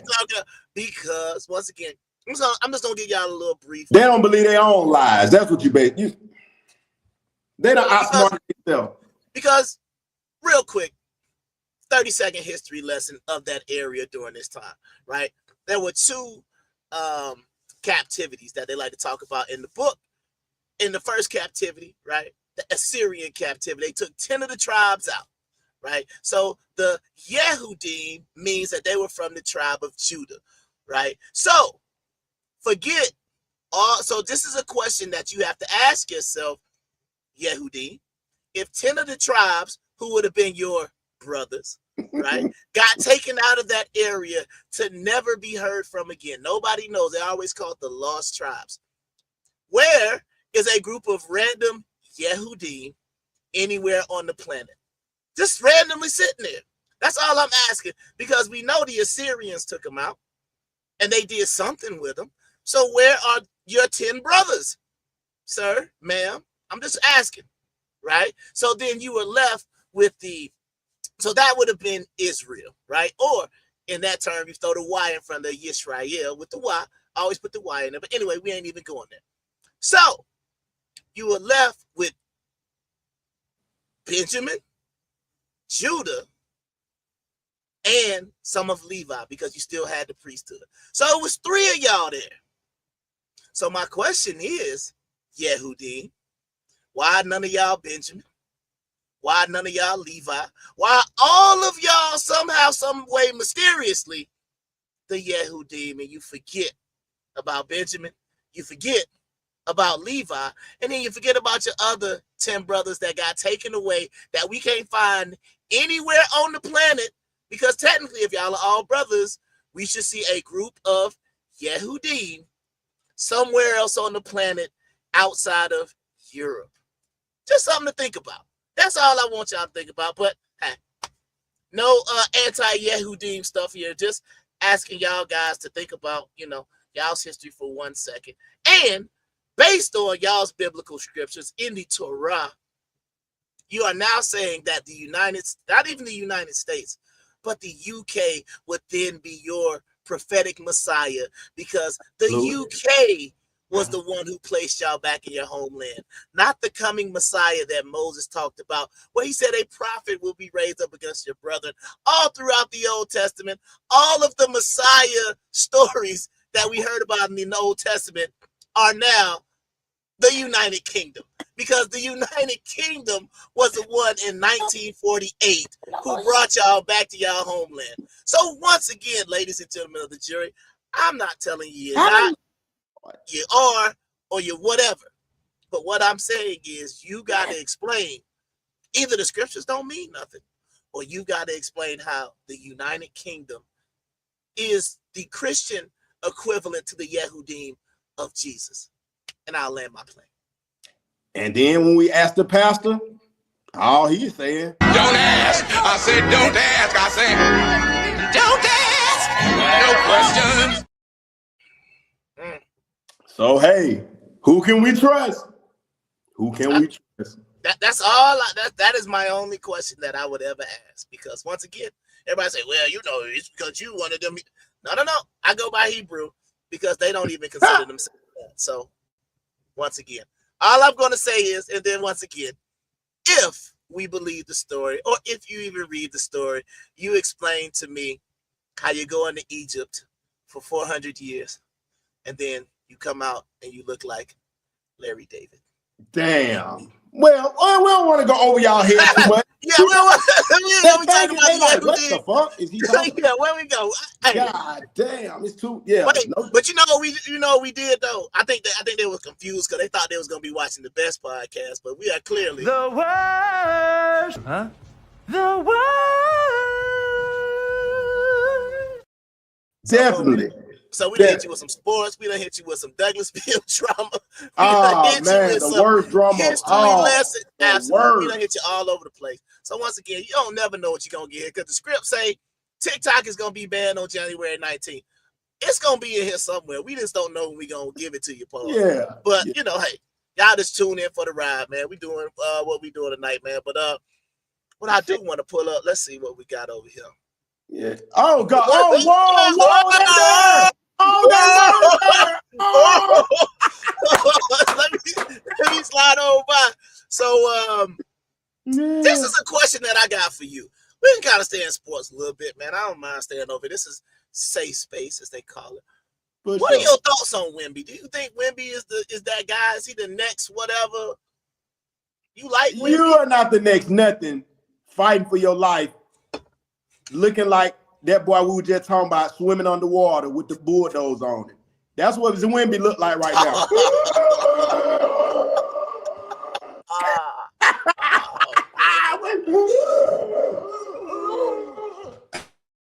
Stop the cap. Stop the cap right now. Stop the cap. No bullshit, bro. Dad, you cannot be a highlight player if you got the Robert Mullins drowning face on in a basketball game. It's impossible. Nigga say, hold on, fuck, nigga. I played in. That nigga driving around said, hold on, fuck, nigga. That nigga he said he turned into Robert Mullins. That nigga trying to get out of there. Oh, fuck, nigga, shut up.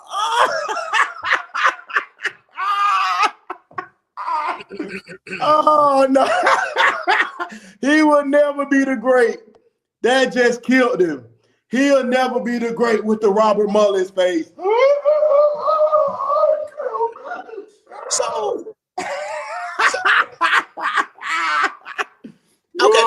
this is my thoughts on Wemby, right? Like, and I keep saying it. I'm just waiting on. Dang, I can't say what I'm about to say because I already know where it's gonna go. But yeah, I gotta say it anyway because I already said it on the previous. I've already said this on the previous show, so I'm just gonna say, don't do it. Don't do it. Like, keep it right there. You see what my fingers is pointing? Keep it right. Pause. Oh, was that a pause, Cam? I gotta run that by Cam because I'm talking about the length of years. I'm not saying, but all right, pause. Yeah, okay. Cam would definitely a pause. Yeah, I gotta call pause it. breakdown. Yeah, but no, that's The cool. breakdown of the pause. But what I'm saying is, well, you was a pause champion though. You got the award of the history. You in the Guinness. So once again, before I say what I'm about to say, look, once again, keep the focus here because I've already said this about Wemby before. I am waiting on the foot injury because when you are that size, it's always gonna be something with a foot or whatever. What are your thoughts? Pause. First of all, pause. Yo, that's passive. That's passive pause, man. That was a 2-game suspension, dock of pay. There have been players like Yao Ming, 7, whatever, foot. Sean Bradley, foot. Who else has been? Manute Bol, foot. Bobo had a foot injury. It is a lot of things with these. Yeah. Pause. Then you watching the show. I was about to say that was wild. Yo, Liddy, that was crazy. There's crazy, yo. He's tall and he's probably gonna have a foot injury. That's all I wanted to say. For sure. Yeah, it's a lot of it's hard when you're that tall. Wow, that's crazy. I'm gonna let it go because we're doing the interview. Oh man, forget it. The nigga just got there gonna have some issues, bro. The nigga, it's dangerous to be that tall. Yeah, it ain't that. It was just, based on the first 45 minutes of the show, you start talking about foot injuries, Oh yeah, we talking about the foot. People might get sensitive. So I'm just saying, I have already mentioned about tall niggas and foots. Tall niggas and foots. I have already made that statement. It has. Once again, let me put this up here. The foot of the let's start this off on the right foot. There we go. So I'm just saying that this is a statement that I have previously made. So that's why I said, just make sure focus is right where it needs to be. I don't even need to speak on anything further. Come dunk on that nigga, John.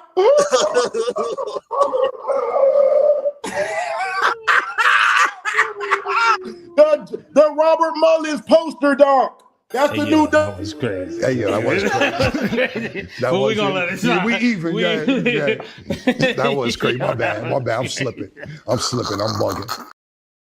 The new NBA poster for anyone to get dunked on, the Robert Mullins.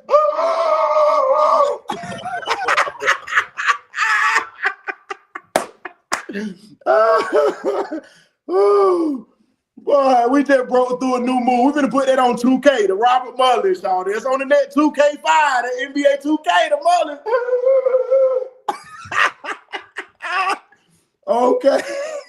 Okay. Goddamn. Boy, I have a goddamn stroke in it, bitch. Woo.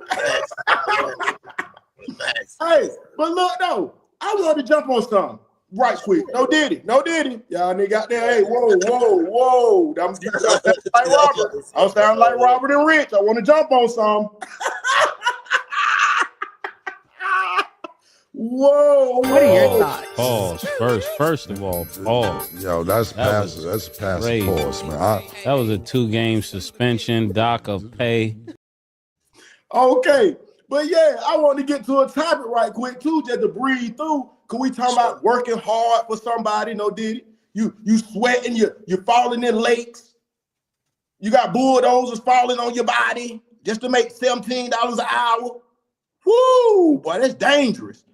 Woo, you gotta fall off a cable, gotta jump off like goddamn Venom, Spider-Man. For $17 an hour, you gotta be Spider-Man. Woo, shit. So anyway, I was speaking of hard workers, no diddy. It's funny that the women, you know, I like to talk about the women. Y'all, I've been going around places. I don't know about you. I've been checking around as a Home Depot, doing some little remodeling and shit like that. I've been going to eat out, you know, well, that's deep. Going to dinners and shit. Let's just say that.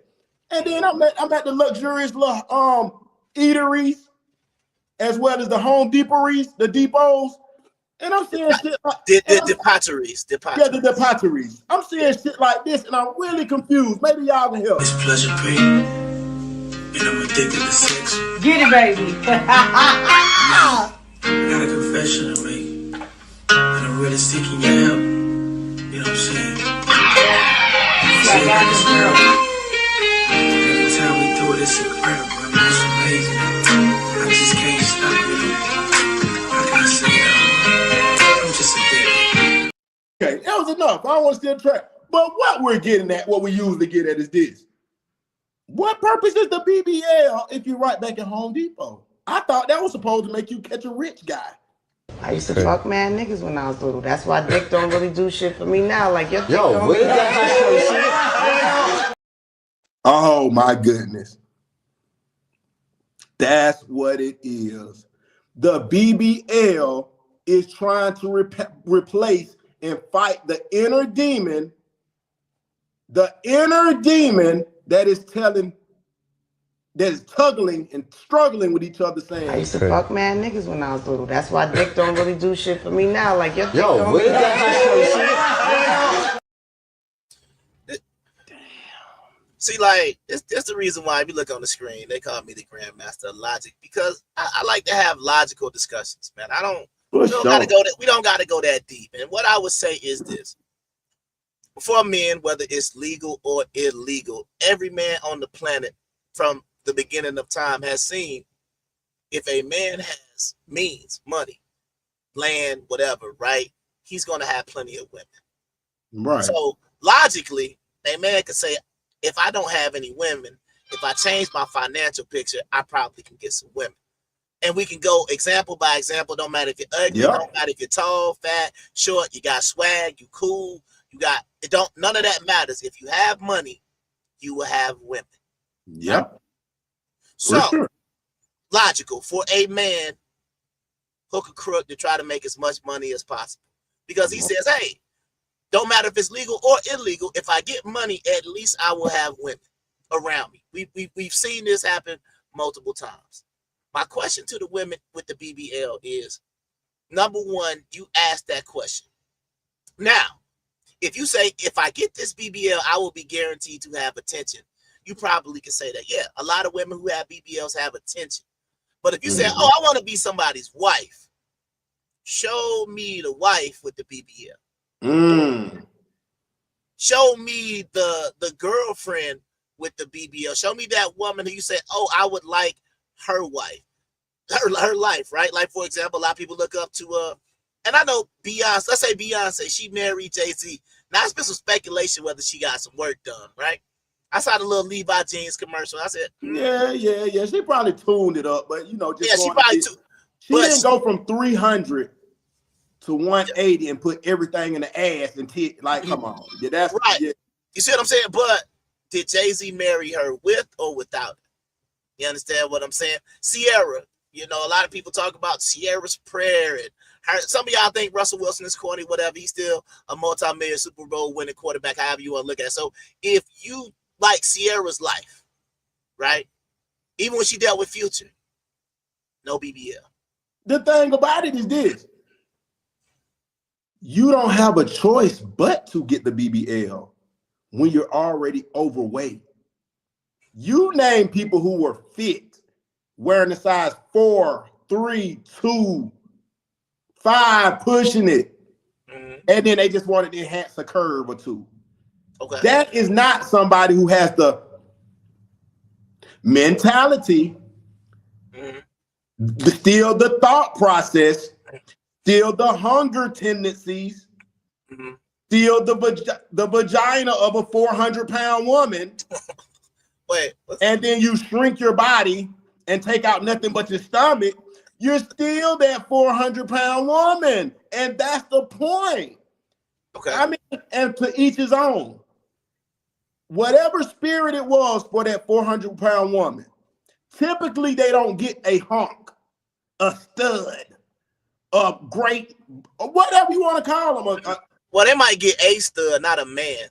Oh yeah, a stud. They definitely get the a stud. The bull dag. Like, yeah, they get that one. They get that one. They one of them studs. Yeah, they get that one. Mm-hmm. Yeah, they the master of them studs because they both know their mental health is hell. But yeah, so that's the whole scenario. You don't get to just switch your body like Rocco switched his hair piece. Well, Rocco, I guess he was catching with the hair piece. Without the hair piece, hold on, before we go any further, without the hair piece, let's just talk about what they were talking about their boy, man. And I wanted to put on the pause of this shit, no did it. But it's cool. I just want to see some of these comments and shit, man. Y'all gotta check this out. Man, oh yeah, man. I promise you. Less money. Oh God. I hope y'all got some money today, because I did. Bitch.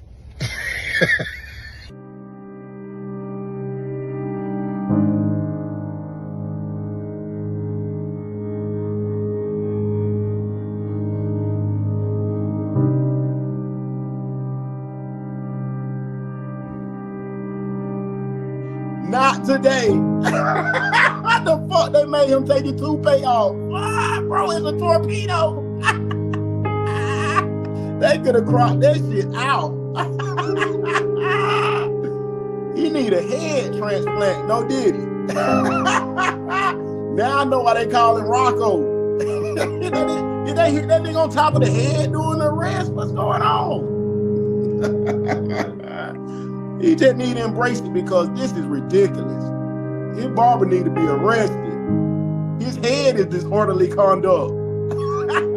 Dang, the police confiscated his top. That boy got a lot on his mind, ain't it? Head straight to the comments. Why him head shaped like that? That dome look like he can host a playoff game. Rocco's modern life. Oh man. Now this is the one thing I will say. None of that matters because if he still has money, it still don't matter. Yeah. You understand what I'm saying? But that's what I was trying to say about the whole BBL thing. Like, and see, like my whole thing is like, for example, I can look at somebody like Elon Musk and say Elon Musk had an idea. He's a smart individual. He's been able to use his smarts to turn that into a lot of money, right? So I can look up and say, hey, I could look at Elon Musk. I'm saying some of the weird stuff he be doing. I'm just saying like that part. But what I'm saying is there a woman out there that you can think of off the top of your head? Let's just put it to you like this. Can you think of any woman right now that has a BBL that you would say is a respectable young woman? No, there are none. There are none. BBL equals or is the equivalent of fun. That's it. So that's what I'm trying to say. Like give me like women. We just the good old Trumpster is gonna be put in office on Monday. So anybody name a politician, a senator, a congresswoman, a judge, a famous lawyer, a doctor, a college professor, a civil rights activist, anybody who is respectable with this body or with this surgery. Only thing that BBL gonna do is get you in one of them boy Nick Yardy videos and gonna have you running around like you a 13-year-old or 14-year-old, happy to be at the boy house. You done snuck out your mama house, so y'all just doing everything. Or record you jumping on the bed with no clothes. Come on, you just doing. You know, that I'm talking about these 20, 30-year-old women, 40 in some cases. Boy, they ain't got nothing they can do but get on there and try to create content. Walking in the store, ass jiggling in the store. Yeah, tomorrow, ass jiggling in Best Buy. Tomorrow, ass jiggling in Kroger. The next day, ass jiggling in Dick's Sports. No, did it? Come on, man. Like watch this. Did you see the Did you see the one lady with the BBL who took a picture by her son? He was like a football player. It was a little dude though. It was a girl. Yeah, it was labeled. The dark-skinned girl turned to the back. Absolutely. See, this is my point. You get that type of attention, but you got your son on here where you got this BB. Like, where his daddy at? Are you proud of that? Like, you talking about Devon's mom or whatever? He got his little jersey on, and he taking a picture facing the camera, but you turn backwards with your nigga don't give a damn about that nigga stats, and she don't neither. But you see what I'm saying? But baby what I'm got saying, back. That's in it. the picture, you got your son facing the camera, and you got your whole ass on the other side talking about Devon's mom on the back of your jersey. Like, it's pleasure, baby. And I'm addicted to sex. Get it, baby. I got a confession to make. The whole thing is to turn that ass around. That is a must. Like, but that's just what I just be trying to say. Like, what is the objective? Because like the whole what's the word? The whole stereotype about it is like you just, like you say, you just a fun girl, you a hoe. Nobody is looking at that and saying, oh yeah, that's definitely somebody I want to marry. You understand what I'm saying? And what's the expiration date on some of this shit? And I say it like this. The Dominican Republic one got 5 years. And look, and I'm gonna say it like this. And look, what's crazy? Yeah, and look though, I'm saying it like this. You might don't look at a video or something, seen this goddamn Tamika's jerk chicken spot. Yeah, you wanted to taste. You like that motherfucker look good as fuck. She got the bit dripping in the oxtails with the goddamn cheese. Yeah, you gonna try the shit. You like, oh yeah, she in. You gonna try about 3 weeks in a row. Man. After that, how much more jerk chicken can you? I mean, I feel you, bro. Yeah, that's a good point, bro. It is like the food video. You'll see some food like I remember one dude, he had I don't eat this, but when I looked at it, it was a burger. Then he put like some shrimp Alfredo on the top. Then he put it like a quesadilla and added some onions. Motherfucker, triple stack. Yeah, and I'm looking at like, if I was to eat that way, might go try that. He turned the vegan back into a burger smasher. You see what I'm saying? Like, that's the video. So you might be like, bro, I might want to go try that out. But then my question is, you not going to? It's like the bottom line is, a woman, you have to be what I call, like, when we gonna do the food, you got to be a staple. Right. You gotta be meatloaf and mashed potatoes and broccoli. That's what you need to be. You can't be this exotic thing that we want to try one time. No, goddamn swordfish. Yeah, that's cool. One time, okay, yeah, the blowfish. No, that's what they are, bro. That is perfect, bro. These women with these BBLs is that blowfish, right? Because if they don't cook it right, if they don't cut it right, you can die. You die. That's what it is, but it's such a specialty, right? You might say, hey, I tried the blowfish. The toxic blowfish. It wasn't that great, but hey, I can at least say I tried it and I survived. But it's not tilapia. Well, you can say, hey, but I can add tilapia every single. You know what I'm saying? It ain't something like that. Some flounder, some whiting, something that you gonna come back. But you said a key word. It's not that great.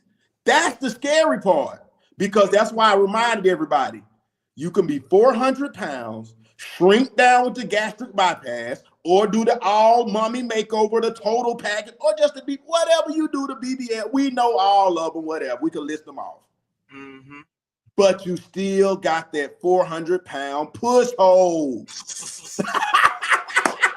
But this is what I'm trying to, but this is the same. Okay, see, it's two things. Swallowed up. Have you ever been swallowed up? Have you gone through a time of swallowing? This is what I'm going to say. And this is one thing I've noticed. You can agree, disagree in your experience. Because like I said, we're not talking about people who have only dealt with, they have a 1 or 2 women selection. I'm talking about it, when you have dealt with a lot of women, right? This is what I have noticed. Number one, any woman with surgery normally ain't great in bed, period. Because they believe that because of the physical of what you see, that should be enough to turn you on and do whatever. They are normally the laziest women in bed. We learned that from the elegant expose of Black China. You know we can't show that on here, but I'll probably try to put the links in, or y'all catch me on my pages. Yeah. But she was on, they caught her 2 times doing terrible acts of stronger than any drug, SEX. Yeah. But so she was supposed to be topping the nigga off one time. She under like that. I'm like, what the fuck is this bitch? This bitch, what is she doing? I'll give you an example right now. I'm pretty sure some people in the audience might have somehow stumbled upon the old Ray J. Kim Kardashian. My question is, but Kim Kardashian is supposed to be this sex symbol, this beauty queen, obvious BBL. Was anything in there that she was doing? Not how she looked, not her body. I'm talking about when you saw her actions. It was the most garbage.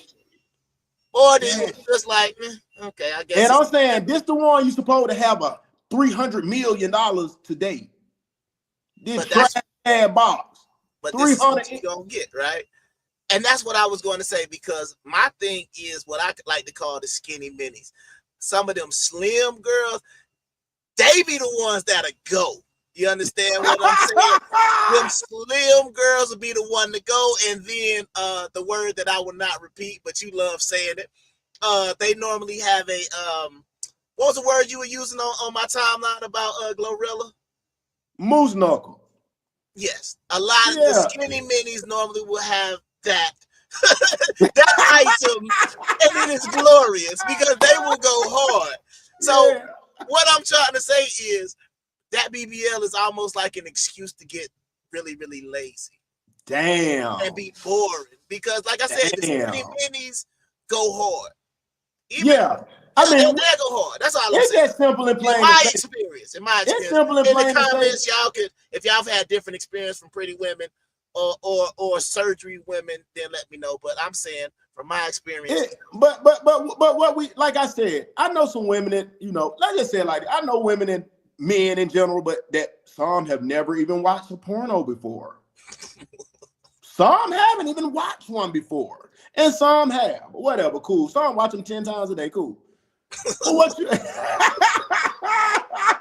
the man shocker. Whatever, 10 times a day, whatever, when they get time, when they got no juice. You ain't got no juice. The world don't Wow, that's crazy. I'm gonna let it go because we're doing the interview. But you get, as I tell people, go look and learn you some things, learn you some moves, learn you some positions, learn you some faces for the women, learn how to fake it, whatever. But you get to see again, if you do breeze by, but for whatever reason, I'm not judging. Men tonight, we judging. What they say? Yeah. We don't judge. We talk and we don't. We talk and we don't judge. But so anyway, but you will see the BBL girl. Go type in BBL. Super thick. Whatever, cool. And you'll get on there and you'll see the act. You'll be like, damn, maybe I don't need nothing with all that ass. It's never a good show. It's like, boy, hey, that thing, shawty going. Yes. Well. Yes, that's what I'm trying to say. To me, if I had to do a ranking, then it is the best ones have been the somewhat smaller, darker. Smaller, slow. Let's break that down a little bit because we got a little time to spare. Yeah. Smaller is a significant word when it comes to this thing because we have a problem we talked about last week, the 187 average. 187 and above, when they get to 287 and all that, it's like I'm super thick in the right, like that turns into a smoky situation, kind of. Mm-hmm. It's kind of like they say the octopus tail or ear. Right. It's like, cool, Yeah, one time, but let me goddamn play where I can play for sure. And it's just it's a goddamn one. Ooh, yeah. I just don't think the BBL is weighing out as big a difference because the BBL is this. I'm gonna say this and then I'll pass the torch. Sure. It's just like my boy used to say when we were locked up. We used to be having all the magazines, the Smooth, Amber Rose in there, and all of them, Delicious, all of them in their prime, Melissa Ford, all of them who old cougars now, they can't get a nigga. But we used to look at that shit and be like, do you notice? And then know what it was? Somebody that come in with a straight Hustler, Hugh Hefner Playboy book. And we be like, you know what? It's really better when you got that mystery. When she got the clothes on, the mystery a little more mysterier. Yeah. Time the clothes come off in that big BBL, it's just like, no. Okay, well, they looked good in the clothes. I thought it would goddamn. Okay, well, no, but that's what the clothes on. It normally does, and especially when you get them off, then you start to see the expertise of the surgeon that they use. And a lot of times you got the discount or the what I call the flea market BBL, right? Oh, man. Because a lot of y'all BBLs, you didn't pay $10,000, $15,000 for it. Nah. Went to the DR, you paid $2,500, and you basically didn't even take the extra $500 so you could get off your behind for a couple of days. So it would kind of you flew right back. You done got that booty that look like Rocco Head. Back of Forrest Whitaker's. Nah, I ain't gonna do that. We ain't gonna do that. But what I'm saying is, from what I have seen, or just from what I have experienced, the best situations for me have what I like to call slim thick, or sometimes when they body don't really be like they don't really got no big old booty, but they ain't got no fine body. But they like to talk about how big they think it is, and that makes them even sometimes go harder. But what I'm saying is, in my experience, it has been the to not being unattractive, but she not gonna be the first girl at the club you go to. But then again, I mean, I don't know what rabbit hole you were going down. But I'm gonna say this: what niggas do understand too, and what some women understand. For those that's OGs, when you go back to grandmama, mama, auntie in them days, even now, and people can attest to this. Where there's less, there's more somewhere else. So the women, and this is their theory, and I kind of can agree, and some of y'all might can. When that ice is flat, that moose knuckle is fat. when they lack it in the back, they pack it in the front. That's all. Sometimes it's the titty boppers. They ain't got no ass. They got big huge. They bopping. Yeah, but that's what I'm saying. Yeah. So that's all I was saying. So a lot of times it's not the girl with the body or what you would think, but they're normally in the like you always say, they might feel like they compensate for something, so they not gonna be boring. That's all I'm saying. So I'm saying, now that could be true too. They know they gotta go hard because they don't got their goddamn big donkey holder back there. So they gotta goddamn. They know physically you might want somebody else like this. It's just like the motion in the ocean. If you ain't got that King Kong, even though whoever, I don't know, whatever, no difference. But I'm just saying, if you don't, you just gotta have that motion game right. So you got to be foolish. You got to be. You got to be like Mario. Body strokes. You got to be going in that thing like that. Full body strokes. You gotta be. Or like I said, or the other explanation is, fellas, you can't not you understand be Lexington still in the bedroom and then be like, oh no, I don't really do all that other freaky stuff. Bro, you better do it. You better do it. You better do it. What's the point if you don't do it? There you go. That's all I'm saying. YOLO. But I think that, like I said, it goes both ways. It's a situation where it's like, you understand what I'm saying? The women and the men are both going to compensate because they might feel that sexually or even just for like dating purpose, you might want something different. So they're gonna try to say, "Oh boy, I gotta throw a hoe through a wall or something like that to make sure she gonna remember this." You understand what I'm saying? And the same thing with the girl. Oh, I'm gonna, you know what I mean? But see, I just be like, yo, I just gotta put a little baby powder down or something. With that little bit of head be popping up and down. You be like, hey, Charlie, relax, man. Hey, yo, that was crazy. Hey, yo, that was crazy. But we gonna let it slide. We even, That was crazy. My bad. I'm slipping. I'm bugging. You know, man, that little bitty caboose getting bouncing on your thighs a couple of times. Oh, that caboose.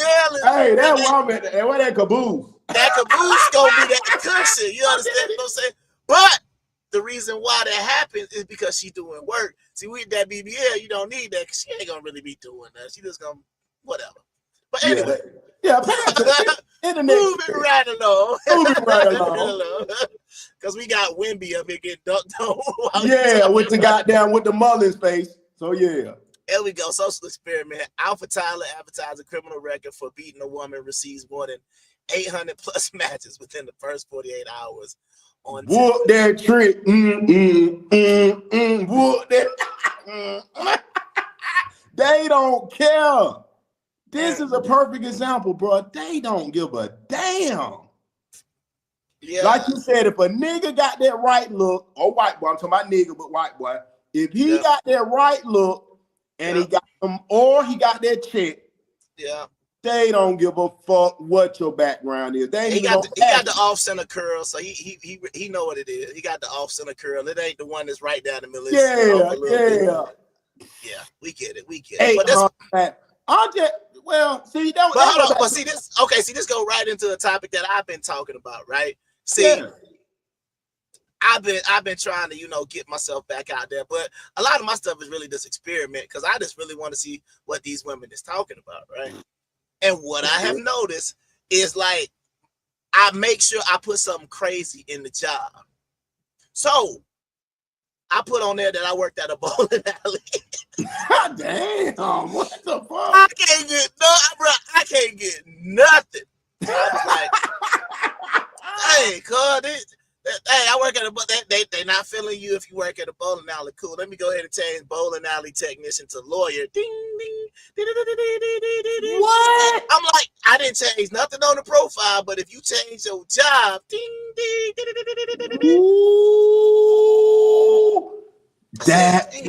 I said that's crazy. From working at a bowling alley to putting the lawyer, same profile, didn't change nothing else, but you changed the job. Oh boy, you in there.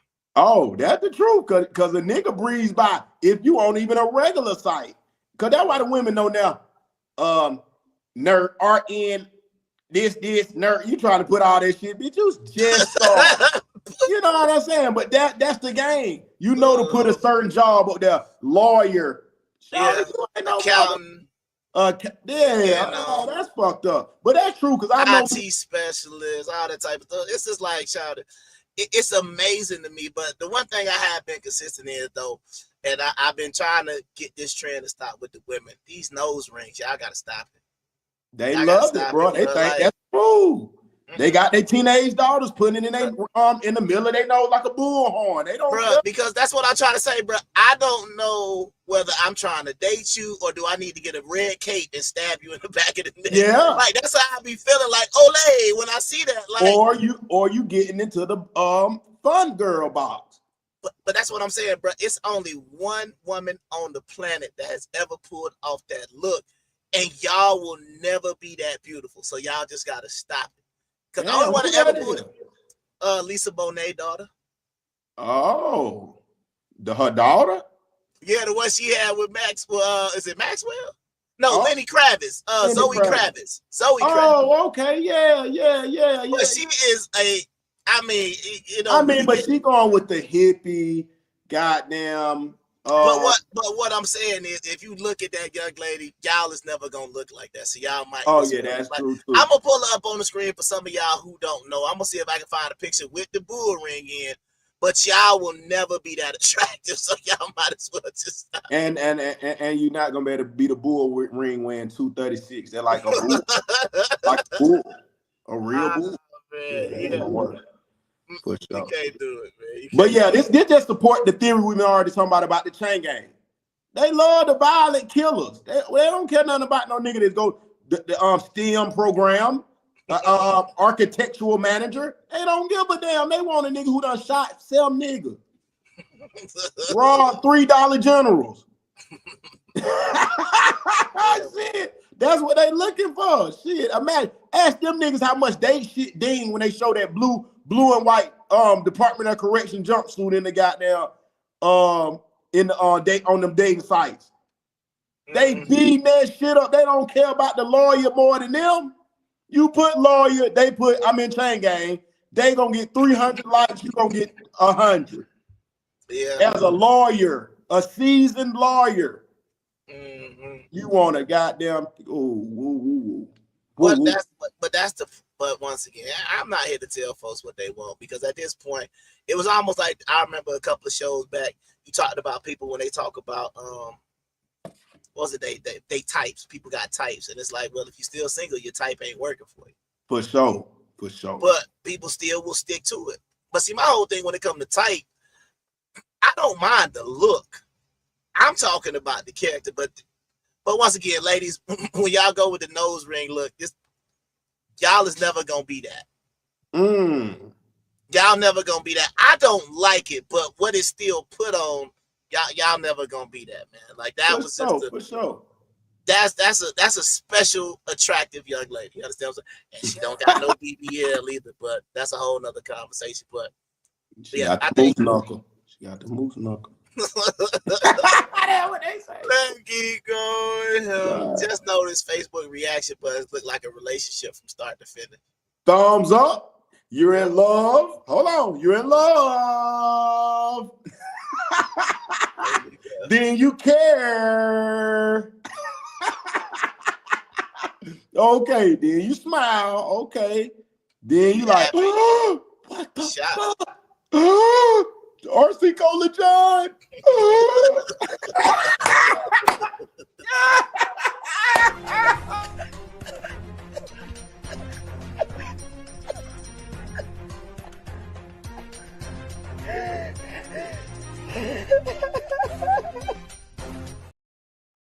Oh my God. Then the depressed, sad look. Then you mad as a son of a bitch. That's right. Somebody's got to be unalived. That is a hell of a lineup right there. That is true. I got to give her props, man. Whoever made that post, I got to give you your props, man. That's crazy. It does, man. That is one of the accurate ones. And see, well, anyway, we'll get there. That's a whole nother chapter. Yeah, a whole nother. They say they want to repeat of the goddamn BB. No, we ain't gonna go there tonight. They want the update on because oh my God, yeah, it's like, boy, this stuff just like a soap opera out here as the world turns. Yes. And it's like it just keeps going because, like I said, well, let's just wait till we get some downtime. Yeah, we'll go because I ain't saying it's gonna be a part 3, but what I am saying is, why is people not turning in paperwork these days? Well, why? Hey, why? Yeah, y'all. Yeah, but I done been with some women and I've been through the shit or whatever. I done seen how it go with that divorce shit. You really gotta do that shit through the newspaper where it's like real cheap. Whoever gotta do it, knowing the other one won't do the newspaper. So you gotta go do that shit. And they got like 30, 60 days. If they don't stop and say, oh no, it's over. That's the no contest. I was with somebody. Yeah, no contest by publication. It's I know exactly no other way to do that. I'm meeting you with that shit ain't gonna work. But that's what I said. When it's like you said, just when you thought the paperwork was through, you go and I said, all right, I already told y'all what my plans was this year. So just to make sure, like I said, I was in the free and clear. Like I said, I don't want to have. I come on here, but pull up my balance on my Bank of America, be like, hey y'all, told y'all that $500,000. Oh, it's only 250 because it belonged because you still technically. No. Let's not do that. So yeah, we gotta turn in our paperwork, man. We gotta turn in our paperwork. But that's why people are even saying, man, is marriage even worth it if the only plan is to just cheat the man out the bread. Like that is not a great strategy. See, this is the part that annoys me because I was very good at being single. You understand what I'm saying? When I was single, I would tell you up front, look, I don't want no real relationship. You know, we can go, I have fun, take you out, blah, blah. But if you want marriage, you need to go anywhere else. They say, oh, no, that's fine with me. I ain't looking for, but they knew they were. But what they want to try to do is convince you of something different. So once I got into family guy mode and I said, hey, I'm ready to be a family. I don't want to be with multiple. I'm ready for you, and you. You understand what I'm saying? I'm ready to be with you. I don't want all that no more. You, one person, right? That was that time. One person. Then it's like, oh, but you still want to be hot girl summer and do all that other stuff now. So it's just like, I don't understand why people would want to be in a scenario situation that they really just don't want to be in. The thing is, no one wants the good guy.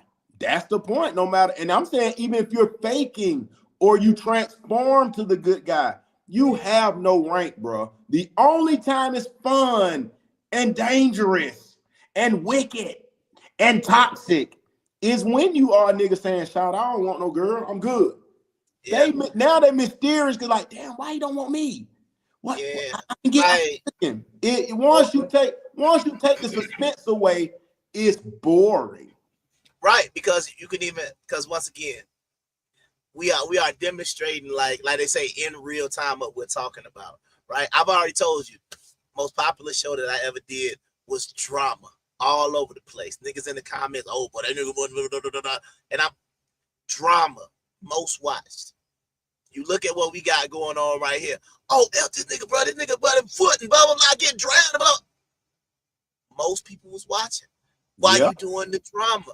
We could come on here, try to tell them something good, positive. And that's what I came to when it comes to this internet, when it comes to this, all that pot, throw all of that out the window. Like even Kevin May said, that Jim Jones drama, biggest show ever. They've been talking about sports. They've been talking about trying to uplift. Nobody want to hear that. Oh, Jim Jones got beef. 1.8 million views in 24 hours. Yeah, that's what I'm saying. Is no hope to change the black culture. That's why they say the black culture is trash. It's no point. And then it's even to the point that you have to say, I'm going to put the medicine in the candy. Yeah. Because you can't give it to them straight. No, look, when you give them reality, they blink out. It is. But, man, I wanted to check out. But that goes back to what I'm saying. And it's something I also realized, too. I don't see anybody else on the planet doing what we doing.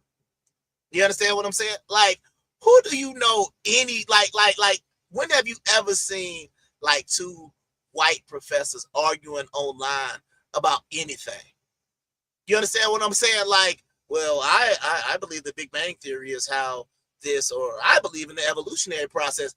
Oh, and then they'd be debate. Oh, this guy thinks we came from us. But actually it was, you don't see that. And then the white, it's all white.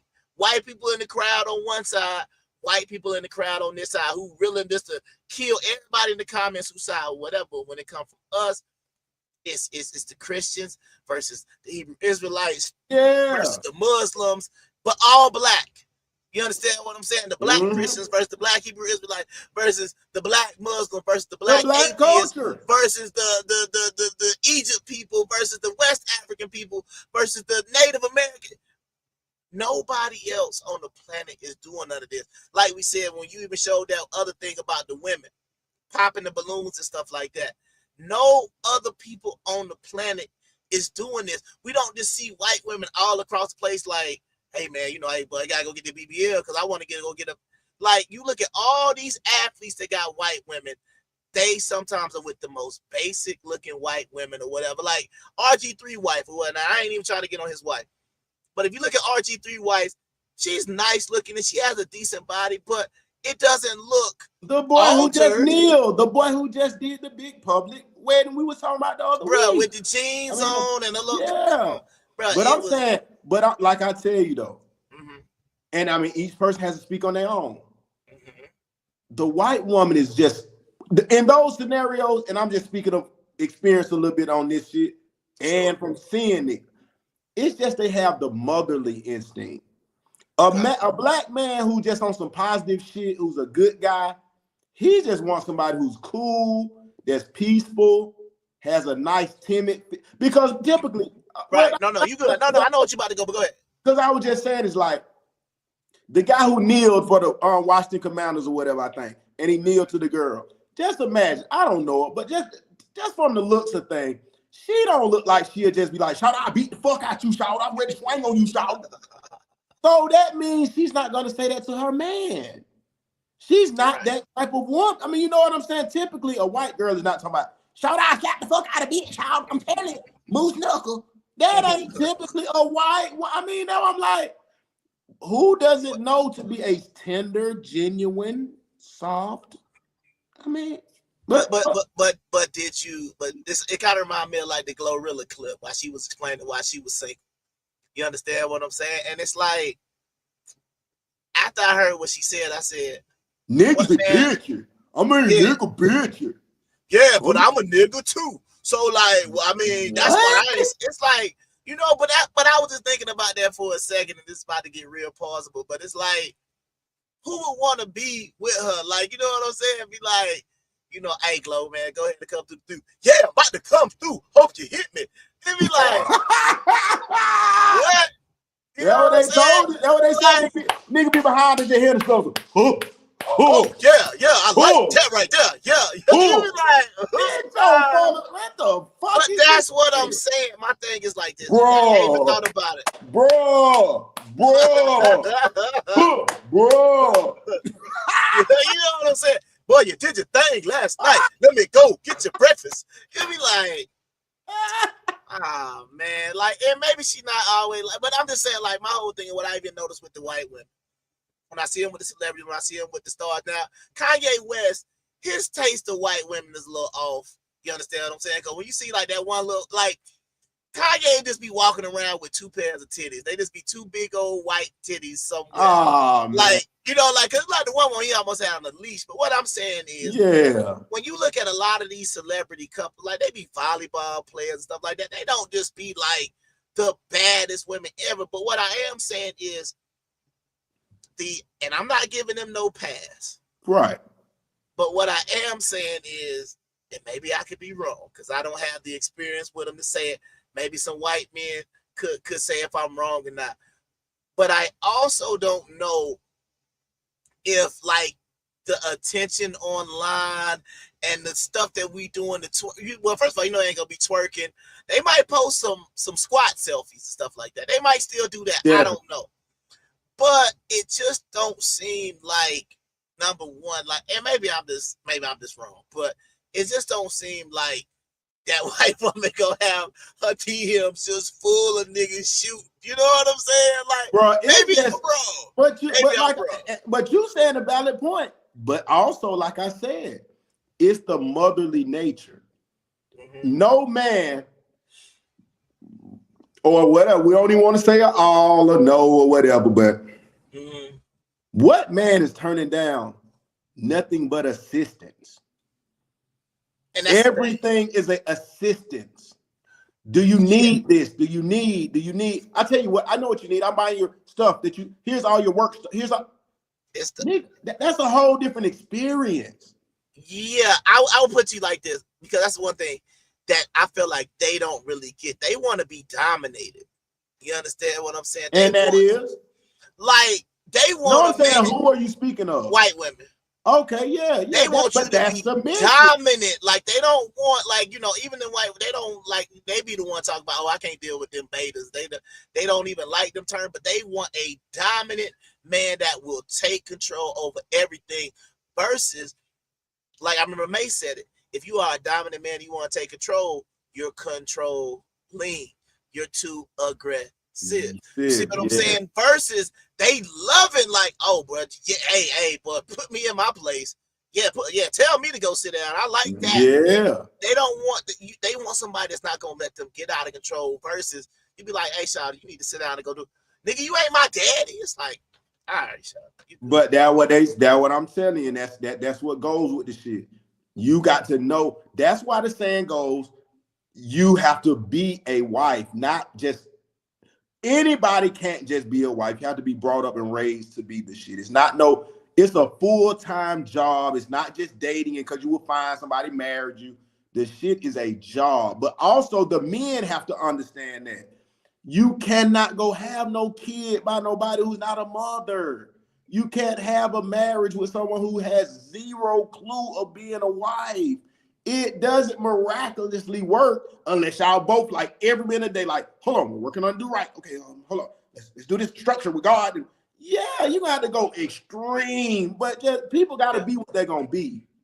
Right, but that's even what I be trying to say. But even, you know, when I question a woman about, like, I'm gonna give you a story real quick. This was crazy. It was on, I think it was on Match or whatnot. Yeah. First thing a woman asked me, didn't say hello, good morning, anything. She asked me, am I in therapy and am I working with a life coach? First question.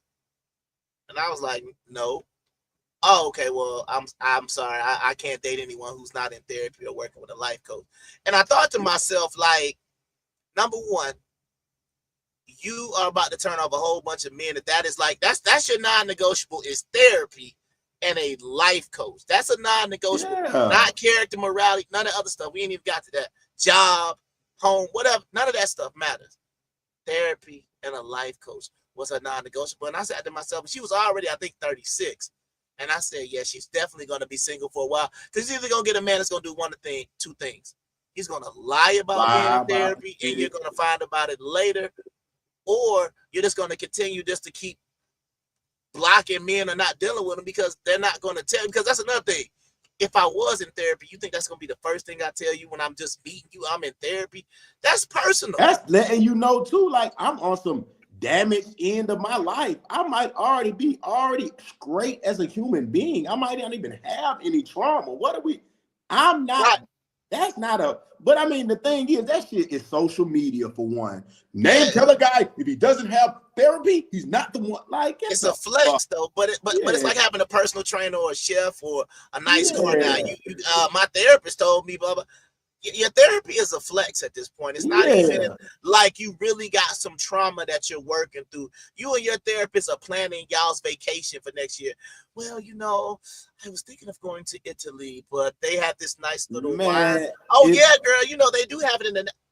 If your therapist told you to tell all potential men to be in there, like, come on, bro. If they told you that, they already wrong. Why would you... Because like they said, they were just pointing that out on one of the podcasts or whatever. Come on, man. If you're talking about a major amount of money, 100,000 or more, you already knocked out. Said, we're going to just play a game. 50% of men. Then you got to say 50% of those 50 is not even straight. They gay.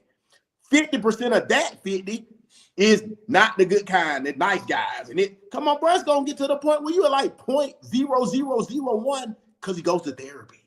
You're like, what? And then you are there, but then they always then if they have some sort of like faith or whatever the case may be, they say, oh, well, I'm waiting on God. Then you know what my response is, show me in the Bible where a woman waited for a man and God manifested that man for her. Damn. You're gonna be looking for a long time, man, because it never happened. The thing about it is all that shit what you just talked about, the therapy, the looking for good men, waiting on a man from God. All of those are really cop-outs. From a nigga that fuck with hoes, like I say, this thing is for the show. When you've been dealing with hoes or women since you were 20s and 16s and 13, man, that shit is a cop-out because if you're a good catch, same as that boy Ugly Money Nietzsche say, shout out to that boy. If you even a catch, somebody gonna catch your ass. You're not gonna go 40 years on earth and be great in all areas and no man keeps you. Generator went out. Goddamn, hold on. Shake it off, Hebrew. He shake it off. Hold on. All right, but yeah, and I can't change the video. You gotta reboot that thing, my boy. But yeah, what I was just getting at, damn, I can't change the clip. Okay, goddamn, I'm stuck. Let me get the solo mode. But check this out, man. Shout out for y'all pulling up, man. Y'all hit the like button. That's what you do when you come in the nigga house. Till like taking your shoes off and wiping your feet on the goddamn floor, the doormat, man. Hit that like button. Show a nigga what's going on. And goddamn, stand by.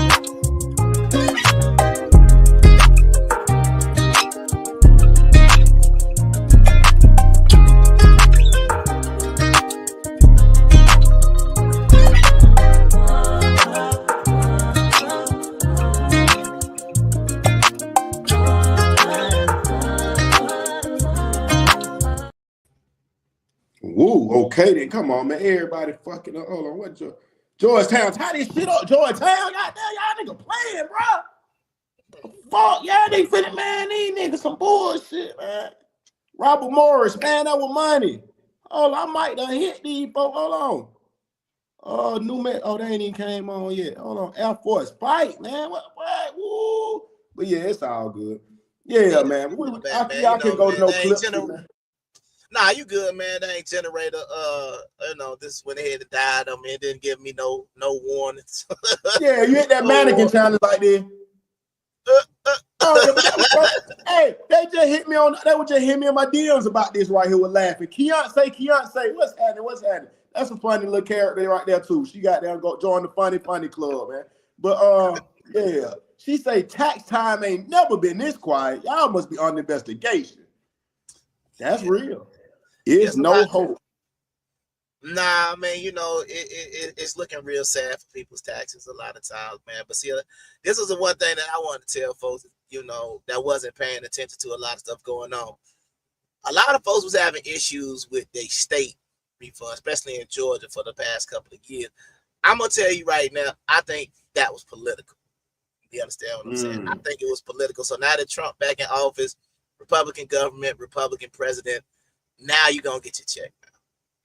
But see, this is the thing. You got to remember. Don't hold on to your Georgia refund check. Hold on, but you got to remember.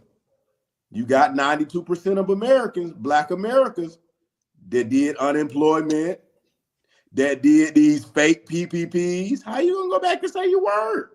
How you going to go back and say, come on, it ain't going, how you going to do that? You cannot go get no taxes after you just said you made $72 million. After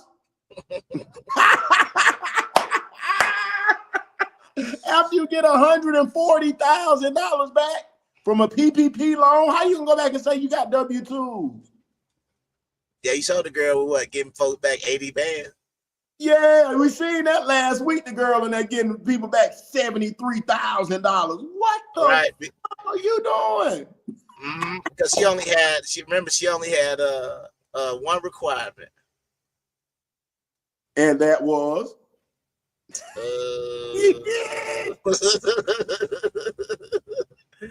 you know what the one requirement was. I don't know why I can't find it right now. Oh man. One requirement. Don't ask. I said don't ask. I said don't ask. No questions. That's it. You're right. That is what the show said. One requirement. But then remember, my response was, if you're willing to risk your freedom for $80,000, then once again, everybody need to quit capping online like they super rich, because clearly y'all not. Yeah, that's real. We got to stop that, because $80,000 ain't worth your freedom. And the way most people spend money anyway, it'll be going like Wyclef say, it won't even be going to November. It'll be going by like March. Nicolas Cage gone in 60 seconds. That's it. Even better. Let's keep going. Let's go. Okay, we got the Rocco, we got the Rocco, we got the Charleston. Oh, there we go. Jenny Mae informed her friend, if something bad happens to her, Cheesy did it. Cheesy, don't do it. That's it. See, here we go with this though. When they can't have you, they start telling lies. I told you. It never fails. What's to say? He came in the house, he hit me. Bro, you got to go fight the courts and everything just because she's an evil, mad, bitter, but like, man, this shit, can we please Trump? Please, Trump, update these family court laws, man. Please, and make the domestic violence some kind of it has to be recorded or something. This cannot keep going on with all these Me Too false allegations.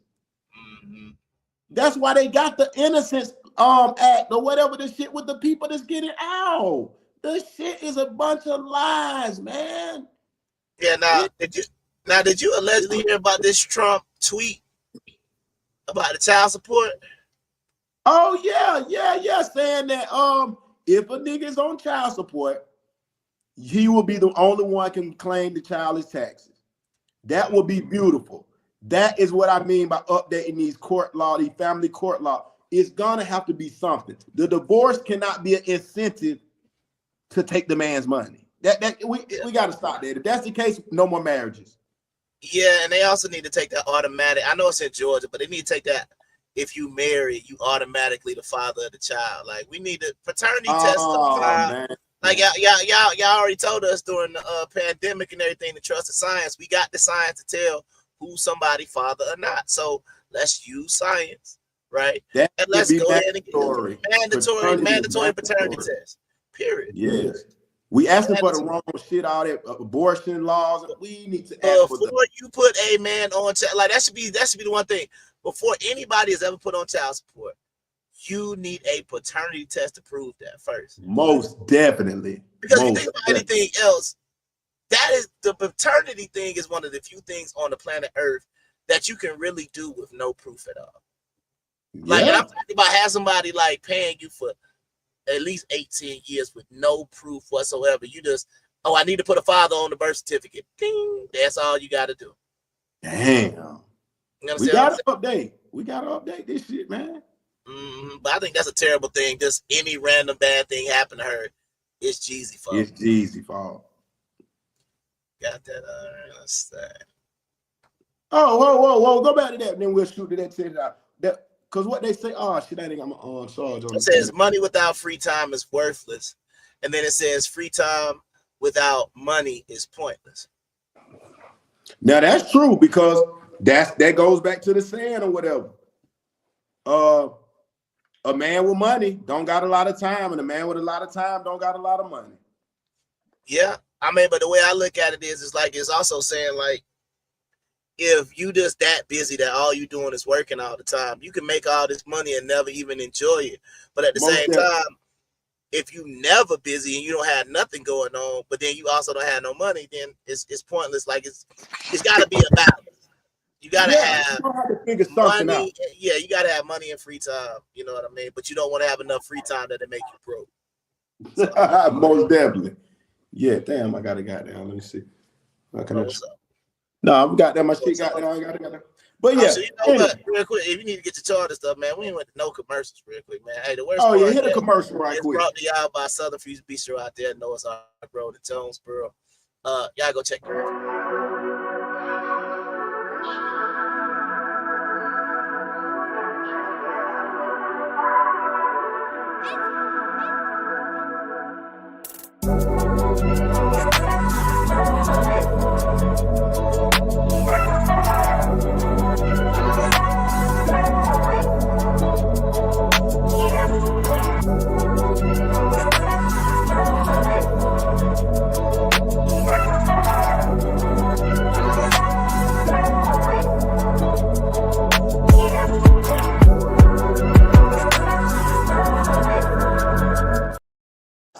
Okay, then. Let me get that thing. Oh, yeah, we got that locked and loaded.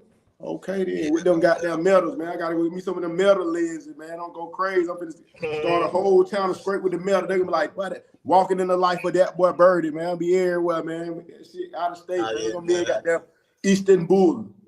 Istanbul with them. Okay, hold on real quick. Now, let's get to the this part right here. Sarah, that's right. The Supreme Court here upholding the TikTok ban by Congress, writing, there is no doubt for more than 170 million Americans, TikTok offers a distinctive and expansive outlet for expression, means of engagement, and source of community. But Congress has determined that divestiture is necessary to address its well-supported national security concerns regarding...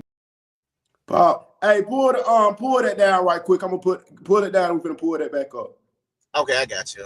Yeah, pull the thing down. Okay, Sarah, that's right. The Supreme Court here upholding the TikTok ban by Congress, writing, there is no doubt for more than 170 million Americans, TikTok offers a distinctive and expansive outlet for expression, means of engagement, and source of community. But Congress has determined that divestiture is necessary to address its well-supported national security concerns regarding TikTok's data collection practices and relationship with a foreign adversary. For the foregoing reasons, we conclude that the challenged provisions do not violate the petitioner's First Amendment rights. The judgment of the United States Court of Appeals for the District of Columbia is affirmed. It is so ordered. So remember, the TikTok was challenging the law passed by Congress by arguing that it violated the First Amendment and freedom of speech. What the court is saying here is that these national security interests and concerns over data collection by a foreign adversary, in this case, override those concerns. We're seeing a number of concurring decisions. Justice Sotomayor also writing a brief concurring with the majority, saying that she joins, and she says, I see no reason to assume without deciding that the act implicates the First Amendment because our precedent leaves no doubt that it does. TikTok engages in expressive activity by compiling and curating material on its platform. Sotomayor writing, I agree that the act survives petitioner's First Amendment challenge. Okay. So what do you think about this damn Air Force I put them here where they bullshit? But yeah, damn. What do you think about this ban? I mean, you know what I already said is like everybody doing a TikTok shop is making them say $1,000, $2,000 a month. At least they can pay their bills, or people doing the well, I guess that's what you call TikTok shop, and just basically that. I mean, or no, I say it like this. Even doing like the couples page, the dances and all that shit. If it's getting you goddamn enough of views and you know what I'm saying? But that's income that's gonna be gone. All the millions of views and all this shit. I mean, it's over with. You go to the TikTok.com or your app, and it just goddamn redirect you to nothing. I mean, hey. Yeah, what I'm gonna say is this. It's I mean, honestly, it's crazy to me that we even having this conversation about them banning TikTok and not other people. But I know they're talking about the algorithm. See, the problem is they want TikTok's algorithm, because the bottom line is Twitter, Facebook, Instagram, their algorithm is not as good as TikTok. You understand what I'm saying? TikTok algorithm is the best, period. In social media right now. And if you don't know what I mean by the algorithm, I'm talking about if you go like, that's why you got to be careful what you look like on TikTok, because they'll give you 80 million things exactly like what you like. You understand what I'm saying? And it'd be close. Even with the market, like you said, with the TikTok shop, it'd be a lot of stuff on the TikTok. I'd be like, dang, I didn't even think I wanted that. You understand what I'm saying? I started talking about my Meta glasses. All of a sudden, it's giving me the translator. It'll translate the little earbuds that'll translate the stuff for you. The algorithm is too good, and the problem is Americans want the algorithm. I don't think they really concerned about, because I know my homeboy used to talk about, TikTok is Chinese spyware, which could be true, right? But my question is, what are they learning about Americans by that spyware? You understand what I'm saying? Like, they learning we stupid as a motherfucker, slow as hell, copycat, dance addiction. Come on, man. Because what I've heard is the TikTok that they do get over there in China is nothing like what we see. It's a lot of educational stuff on there. It's a lot of learning things on there. It ain't the garbage that we get over here. So from a political standpoint, I think it's terrible to ban TikTok, because we supposed to be about the free market. We're supposed to be capitalist.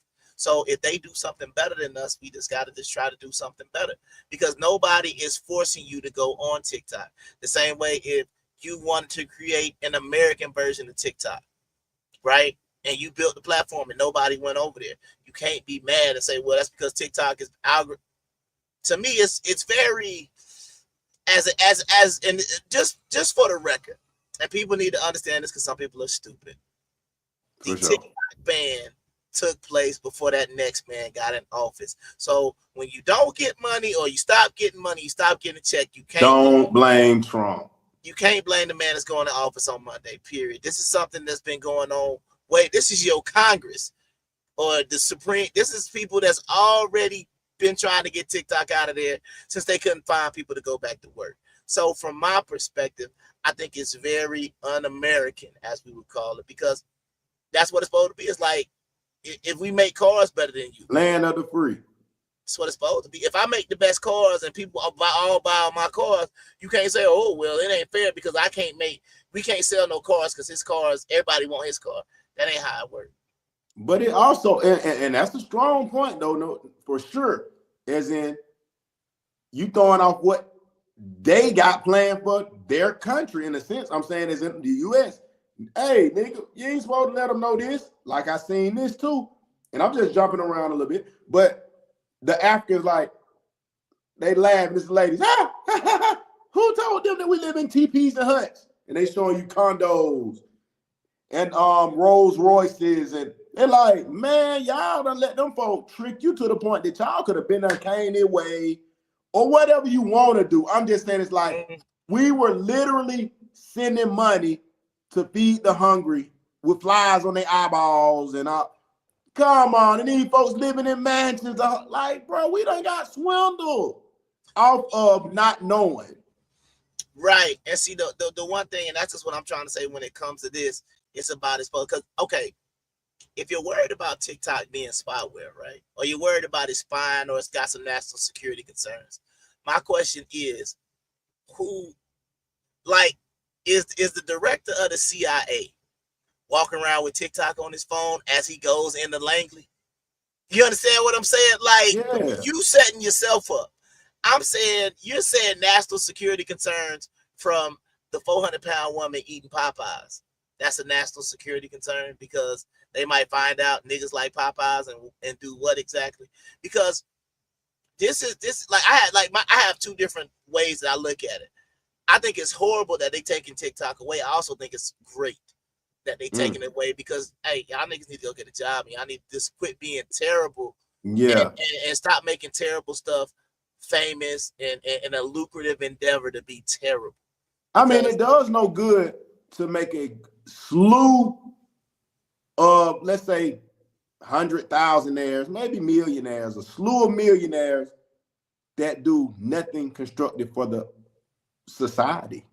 I mean, because why I say that is like plumbers, police, you know, that type of shit. Everything, you know, they all the shit. The construction workers, anything they clock in.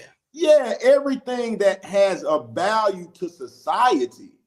Architects, this, STEM, teachers. You cannot erase all of that and have a bunch of niggas just. You know what it is? You can't do that. Right, but I just realized something. It kind of go back to like the earlier days, right? Like, nigga, it wasn't a whole bunch of court jesters. You had like one. Yeah. Everybody else had a job. You was in the military. You made bread. You was a brick maker. You built things. You was a farmer. You had a purpose in society. It'd be like if you went to the royal court and it was 500 jesters in there. You'd be like, dang, nigga, you ain't entertained at all, are you? But that's what I'm saying. It's making it to the point where it's not even specialized no more because it's, you see what I'm saying? Like, for example, like we even had this conversation. Funniest people on the internet. Not comedians, not people in movies, not people who are doing comedy shows, not people who are going through that process of being a funny person.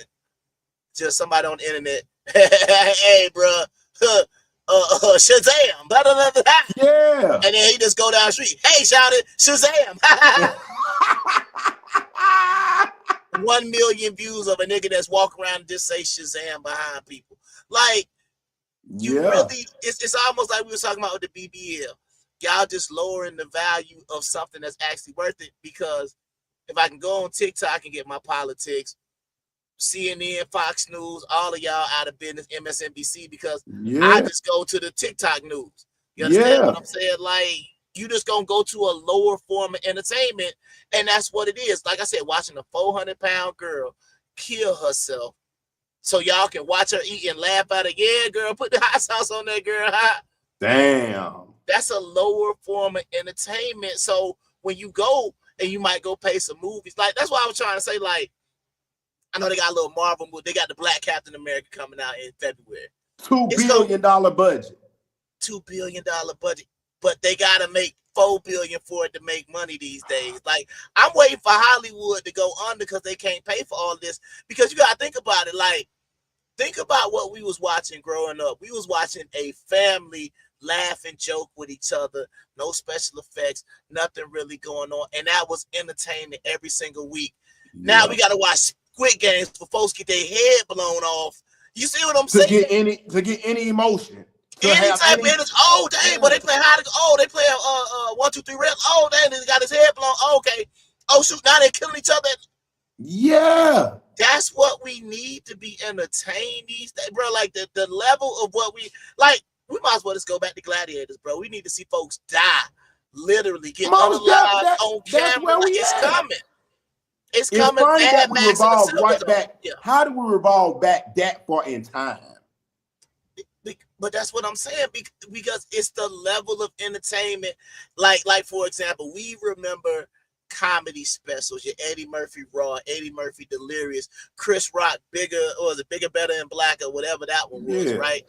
No Sex in the Champagne, whichever one that was. You had comedy specials versus just somebody who say, "Oh, my name is Comedian Fred," and he just do whatever he does. And I'm not even saying there's nothing wrong with that, but the problem is it's like they say, the market is too saturated. You understand what I'm saying? And it's like, I don't know. It just ain't no good to me. Yeah, I mean, TikTok in general is like you say, it's the platform that's taking over. You can search anything. That motherfucker gonna get you to the point right then. Any news article, whatever you want to be, cool. It's also showing niggas ways to prevent, and like you say, it's stopping niggas from going to work. So that's a big strike for the U.S. anyway. So, I mean, it's a lot to think about, because then now you're trying to figure out who in charge, who paying the checks, what is this? You know, is they getting income taxes for TikTok? But then they get 1099 depending on how popular you are. But it's still like you are lowering the value of people who do things well. So if you could just be like I said, walk up to people, Shazam, and then now you got 1 million followers for doing that, you're not doing like you're not gonna go plumbing or being a police. You know, you're not gonna do. Or you're not even going to go to a comedy club and entertain people in real life, because that's your whole gimmick. You're gonna be up on stage, Shazam, y'all, Shazam. You'll have about a 15-second like skit, and then you're gonna have to, all right, man, that was the Shazam guy off TikTok. But it's not going to give you a full hour-long special. And look, it's crazy that you say that, though. It makes you question what they already be saying about history repeats itself. It makes you think, are we really even intelligent at all? Because you brought up the court jesters and the gladiators. Boy, that was Roman times, medieval times. Yeah. Or were they so ahead of us, or like a recycle? Because we might be really in a matrix. Or were they savage for one of that? But then, speaking of that, I'm pretty sure you've seen that. Have you seen the I don't know if it's called the Houston Fight Club, but the Houston Fight. But they got like this random. It's just random girls. They look like they have no boxing experience whatsoever, and they put gloves on them, and it's a circle of people around them. And so we're not even in the gym no more. They're not even in shape. It was just two black girls, like just same swinging. As the Gilly and Wallow little sports boxing shit. It's rookies out there just boxing, nobody training. But that's why I said what I said. If we are centuries or 10 centuries ahead, how are we still doing the same entertainment? That's why I'm like, wait a minute. Damn, maybe we not learning shit. It just keep being a circle. That's why they say it's a simulation. Every 20 years is another comic, another court jester. I mean, another gladiator. Now it's it was what his name on Gladiator? What that nigga name? You said Gladiator. Maximus, Aurelius. Maximus, any one of them or whatever. But I was thinking about Oh, you talking about Spartacus? Spartacus, yeah. So Spartacus. Now we turn him into Mike Tyson. Then we turn him into Floyd Mayweather. Then it goes back to Spartacus. It's like, goddamn, wait a minute. Is 2030 gonna be a medieval times again? Oh, niggas gonna be in there with swords and stuff like that. Like, I mean, because that's what I be wondering. Because it's like, I'm not a big fan of TikTok. I think TikTok allows very untalented people a platform, and it's not nothing wrong with that. But at the end of the day, I believe that people who are untalented, they should stay right where they at. But it's like when you see these people who like for example, one of my favorite people who I believe I really wish somebody would have picked them up and put them in the mainstream. But you know who RDC World is? RDC World, they some of the funniest people to meet on the internet, right? I really and that's RDC or RTC? No, RDC, like Robert Delta. Oh, RDC. RDC World, right? It's like these group. I can't call them comedians, but this kind of like they're like a group of friends, and they just make a lot of content about like movies and it's funny stuff. But they started off by doing like the NBA stuff, and they used to talk about they're like reviewing it. No, they're doing like skits. It's like so like they used to have a skit, like they had a skit like talking about like LeBron after they lost the championship, and they got one guy being LeBron, and they got light-skinned dudes, so they looking at him like Anthony Davis. And they're good though, but they're funny is what I'm saying. And it could be don't matter really what you like. If you like the sports, they got all of that. You understand what I'm saying? The Pittsburgh locker room, when Justin Fields got benched and Russell Wilson, like bro, they got everything you could ever think of, but they're funny. Right. And they've been getting better, and they've been getting more money, and then like their production has gotten better. Putting the money into the goddamn back into the hall. Right. Yeah. But if you watch their skits, like they even had one the other day talk about Kendrick Lamar, talk about when he went back in the studio and he was just yelling at Mustard and stuff. Like he was like, you know, they had one guy being Kendrick, but it was just funny. They looked like they put effort into it. For they sure. have multiple camera angles, multiple cuts versus just any random person. Shazam. There it is. That's all I'm saying. Why you got niggas on there doing it like it's like the Nigerian nigga that used to go into Burger King and be dancing and twerking on people. Bruh, that's terrible.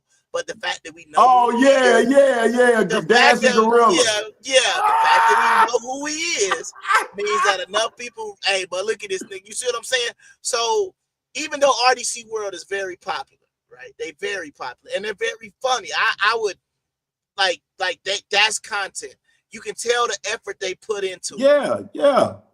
Versus, like I said, you just have just the random people. How many people we got that just look around and say, "Oh, my first job in the daycare." Then there's a kid here. Then I look here. There's another kid doing something crazy. Then I look there. There's another kid. Then I might give this face. And there's another. Everybody's doing the same thing, and it's like if y'all would put in effort like RDC World, I would be cool with it. Right. Get the RDC World level of content. Effort put into the content. You see what I'm saying? So that's all I'm trying to say. So when I say I'm kind of glad TikTok is going to be taken away, because how many it's making men out of the society again. Bro, because it's pleasure pain, and I'm addicted to sex. Get it, baby. What is that? Is that talent?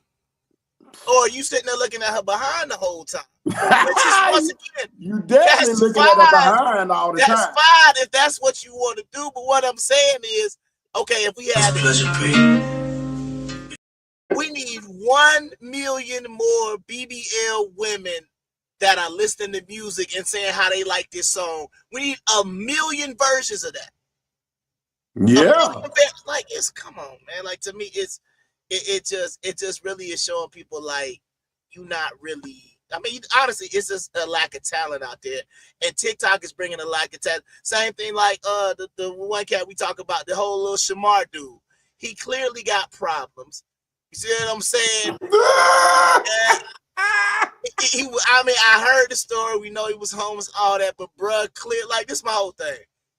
If Shamar was at your high school, you niggas would feel guilty about talking about him.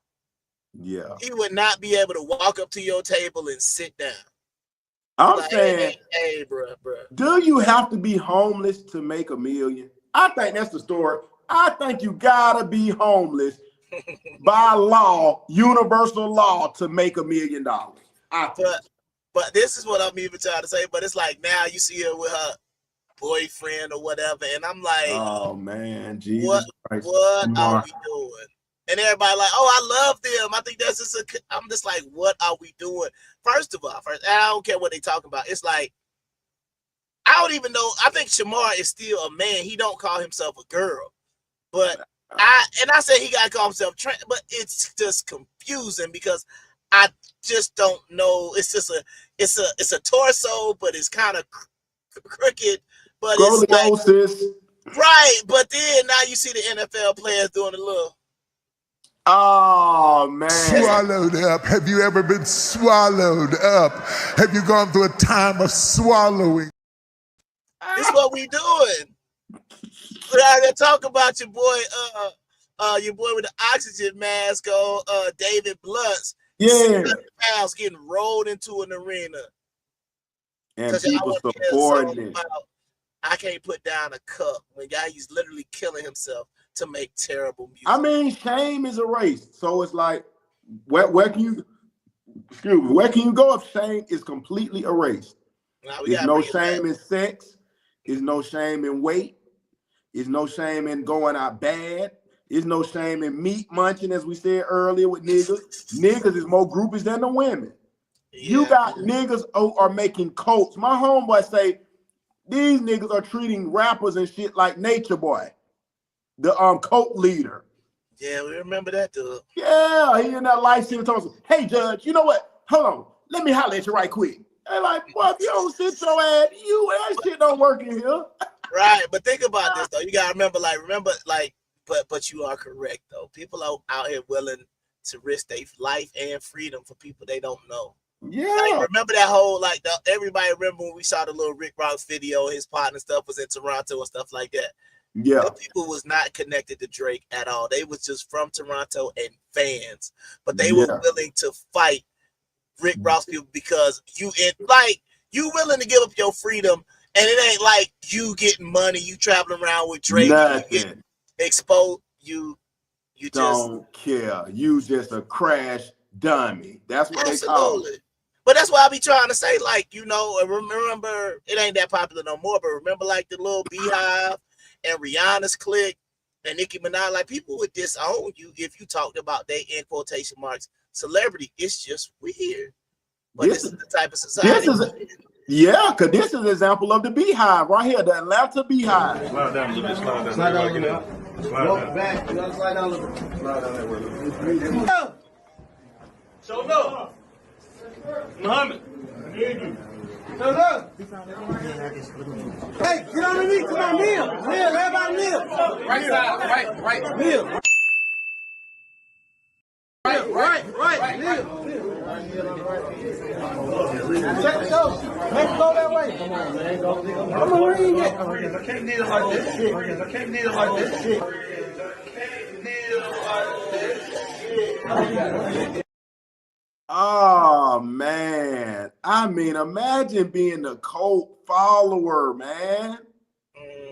That shit is deep. It's like, hey, y'all kneel. Sit. Lay down, boo-boo. Roll over. Damn. See what I be trying to say? It's just I don't even know where we go from here, bro. I don't know, because I've been thinking about it for a while, right? Like, for example, as things have kind of been going along, and I told you about turning in the paperwork, right? So now all of a sudden, as it always does, as you talk about the cycle coming back, now I'm getting all these messages talking about how good of a guy I am and about how I'm just this great person. And I'm sitting there thinking to myself, but y'all the same people that was calling me all out my name. I was allegedly physically abusive. I'm just this yeah. I got women all across the world and planet, and I just been having all of these women around for my whole, I was just a horrible husband, right? Didn't take care of nothing. But then all of a sudden, I'm just this supposedly great person again.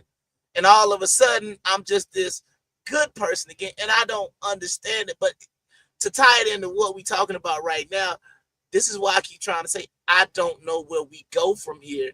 Because if you're thinking that I could ignore everything that I put on that episode that you can't see anymore, right? Because you had to be there, right? You had to be there. You had to be there, right? If I look at everything that took place during that, you have to believe that either A, I am going to say, hey, Travis Hunter, hey, man, hold my beer, dog. Yeah. Hold my beer, dog, because what I'm about to do, about to make you look like the pimp of the year. You understand what I'm saying? Yes. So I don't know where we go, and it ain't just me with what I'm dealing with in my situation. I'm talking about, period. I already gave you the scenario with if you ain't in therapy, you can't talk to me. I already gave you the scenario where now all of a sudden you want me to be but I already know you don't want that good guy. Because at this point, I was just like, you know what? Hey, I'll have a harem like the Japanese people, like in the anime. I have a harem. You definitely not going to be living with me. You definitely not going to be my man. You're not going to have my last name. You're not going to carry none of my children. But you know what? You're good enough for a harem because almost in the word harem is the word whore. So you can be there. But I mean, don't be the expecting, thing is, but that's just what it is. That's what certain women typically are. So you're not hurting them or shaming them by putting them in a whore position because that's what they are. When you start saying, oh yeah, I'll marry you, they like, this dumb, he'll marry me? What the fuck? They don't even feel confident. That's my point.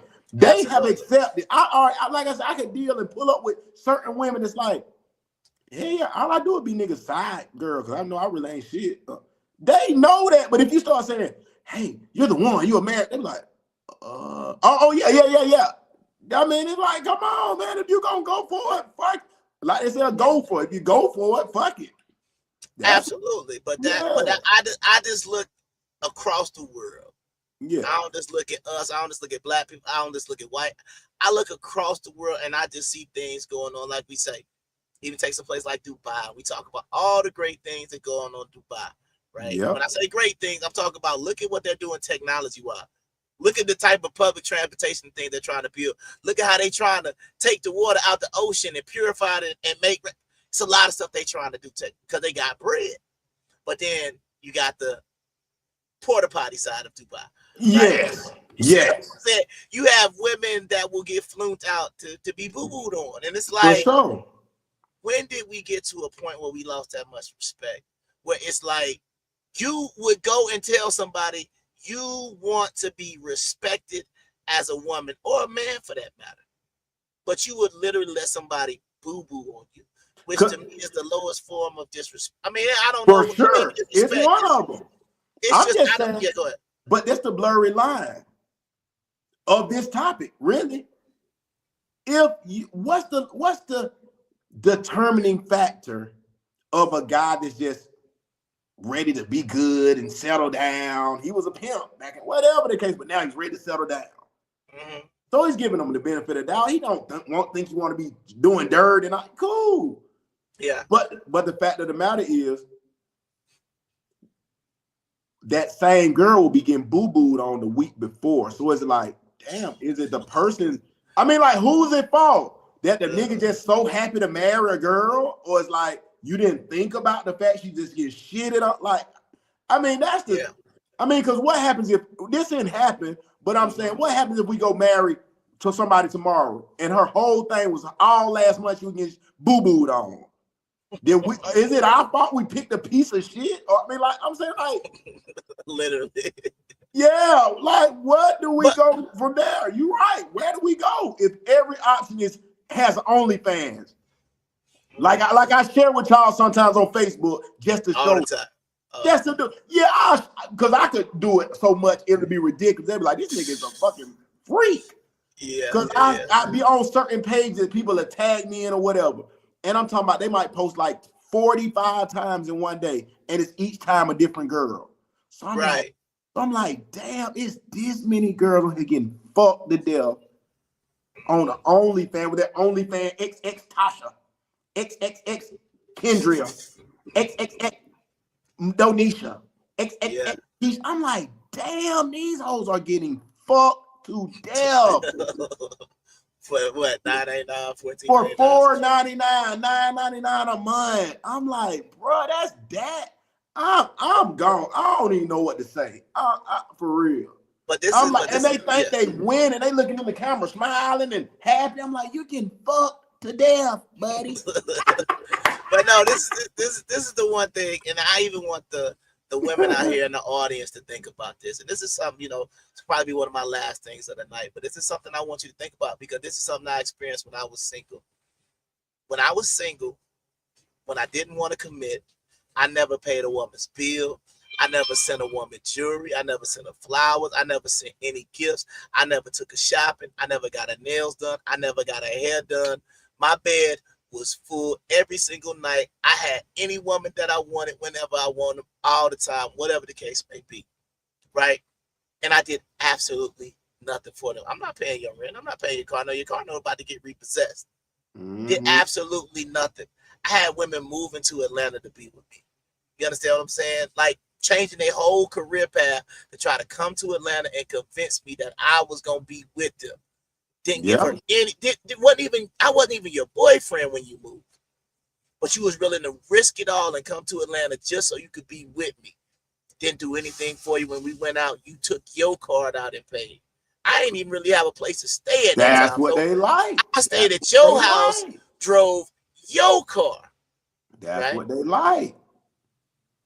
And I had you just waiting on me to beg you to be my girl or to be with me or whatever case. Never gave you the satisfaction, right? That's what they want. Then the women, ask yourself, the men who have not been on your level or have not been where you thought they had been, but you have built them up, you have tried to invest something in them, and then either A, they get to a certain point and they leave you alone, or B, you never get back what you initially put into that man. So my question to all the women out there, if I just explained to you what I did and what I got in return, what motivation do I have to be a good man? What motivation do I have to be a solid provider male? Because when I didn't provide anything but a smile and, you know, a little hard dick and bubble gum. Hard dick and bubble gum. I was getting PlayStations and Xboxes and money sent to me and $5,000 loans. That's it. That was me not giving that woman nothing substantial. But then when you flip it and you try to be a good man, then you get a BBL ruins my marriage. Somebody say, oh, you stop messing with them foreign women.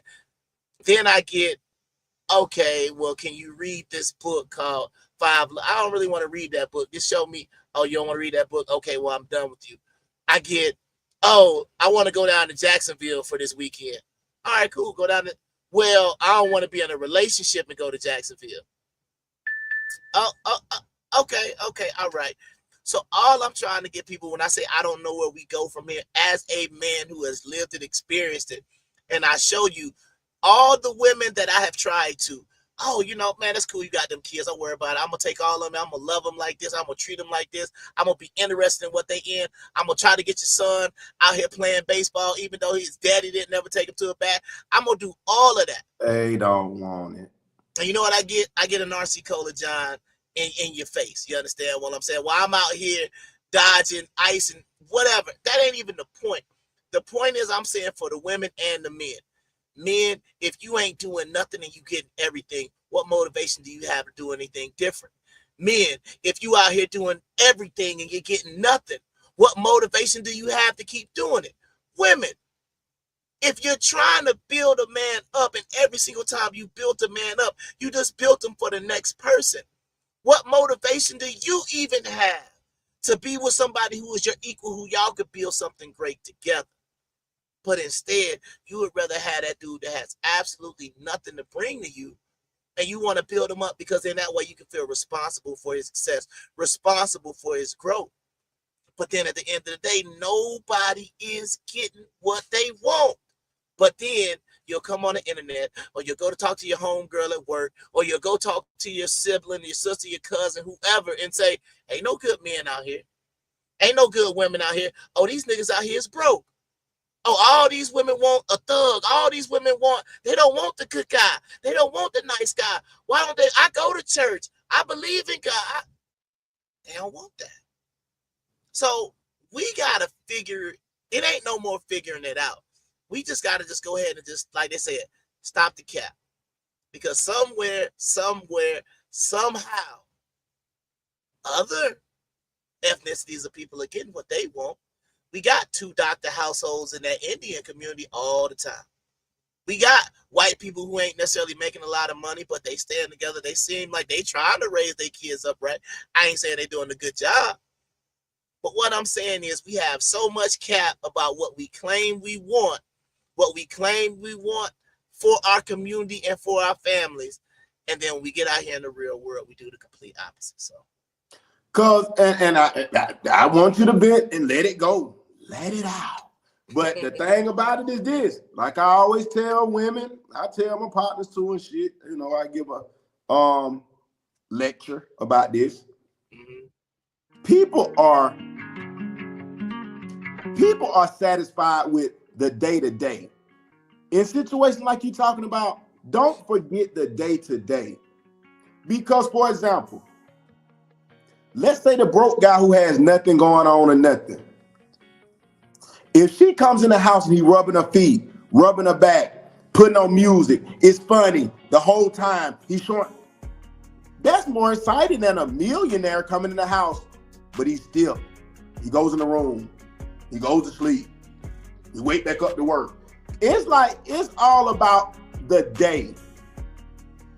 If a nigga that don't got but $100, he done took you to the store. Y'all went to go eat. You went and got, I'm talking about some hot wings for $10.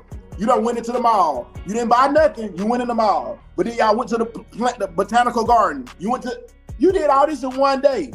And he ain't got shit. It's funny than a nigga that ain't doing nothing but just got money. Y'all ain't doing shit. Okay, y'all go to the mall. Y'all spend $5,000. Don't go nowhere though. Don't have no laughter in the home. No tickling and wrestling in the bed. No shit like that. That's why I say day to day. Post on TikTok though. Yeah, you can do this. You and him can do this. I mean, did that give her any incentive to go to do anything other than use the rich man and have fun with the broke nigga?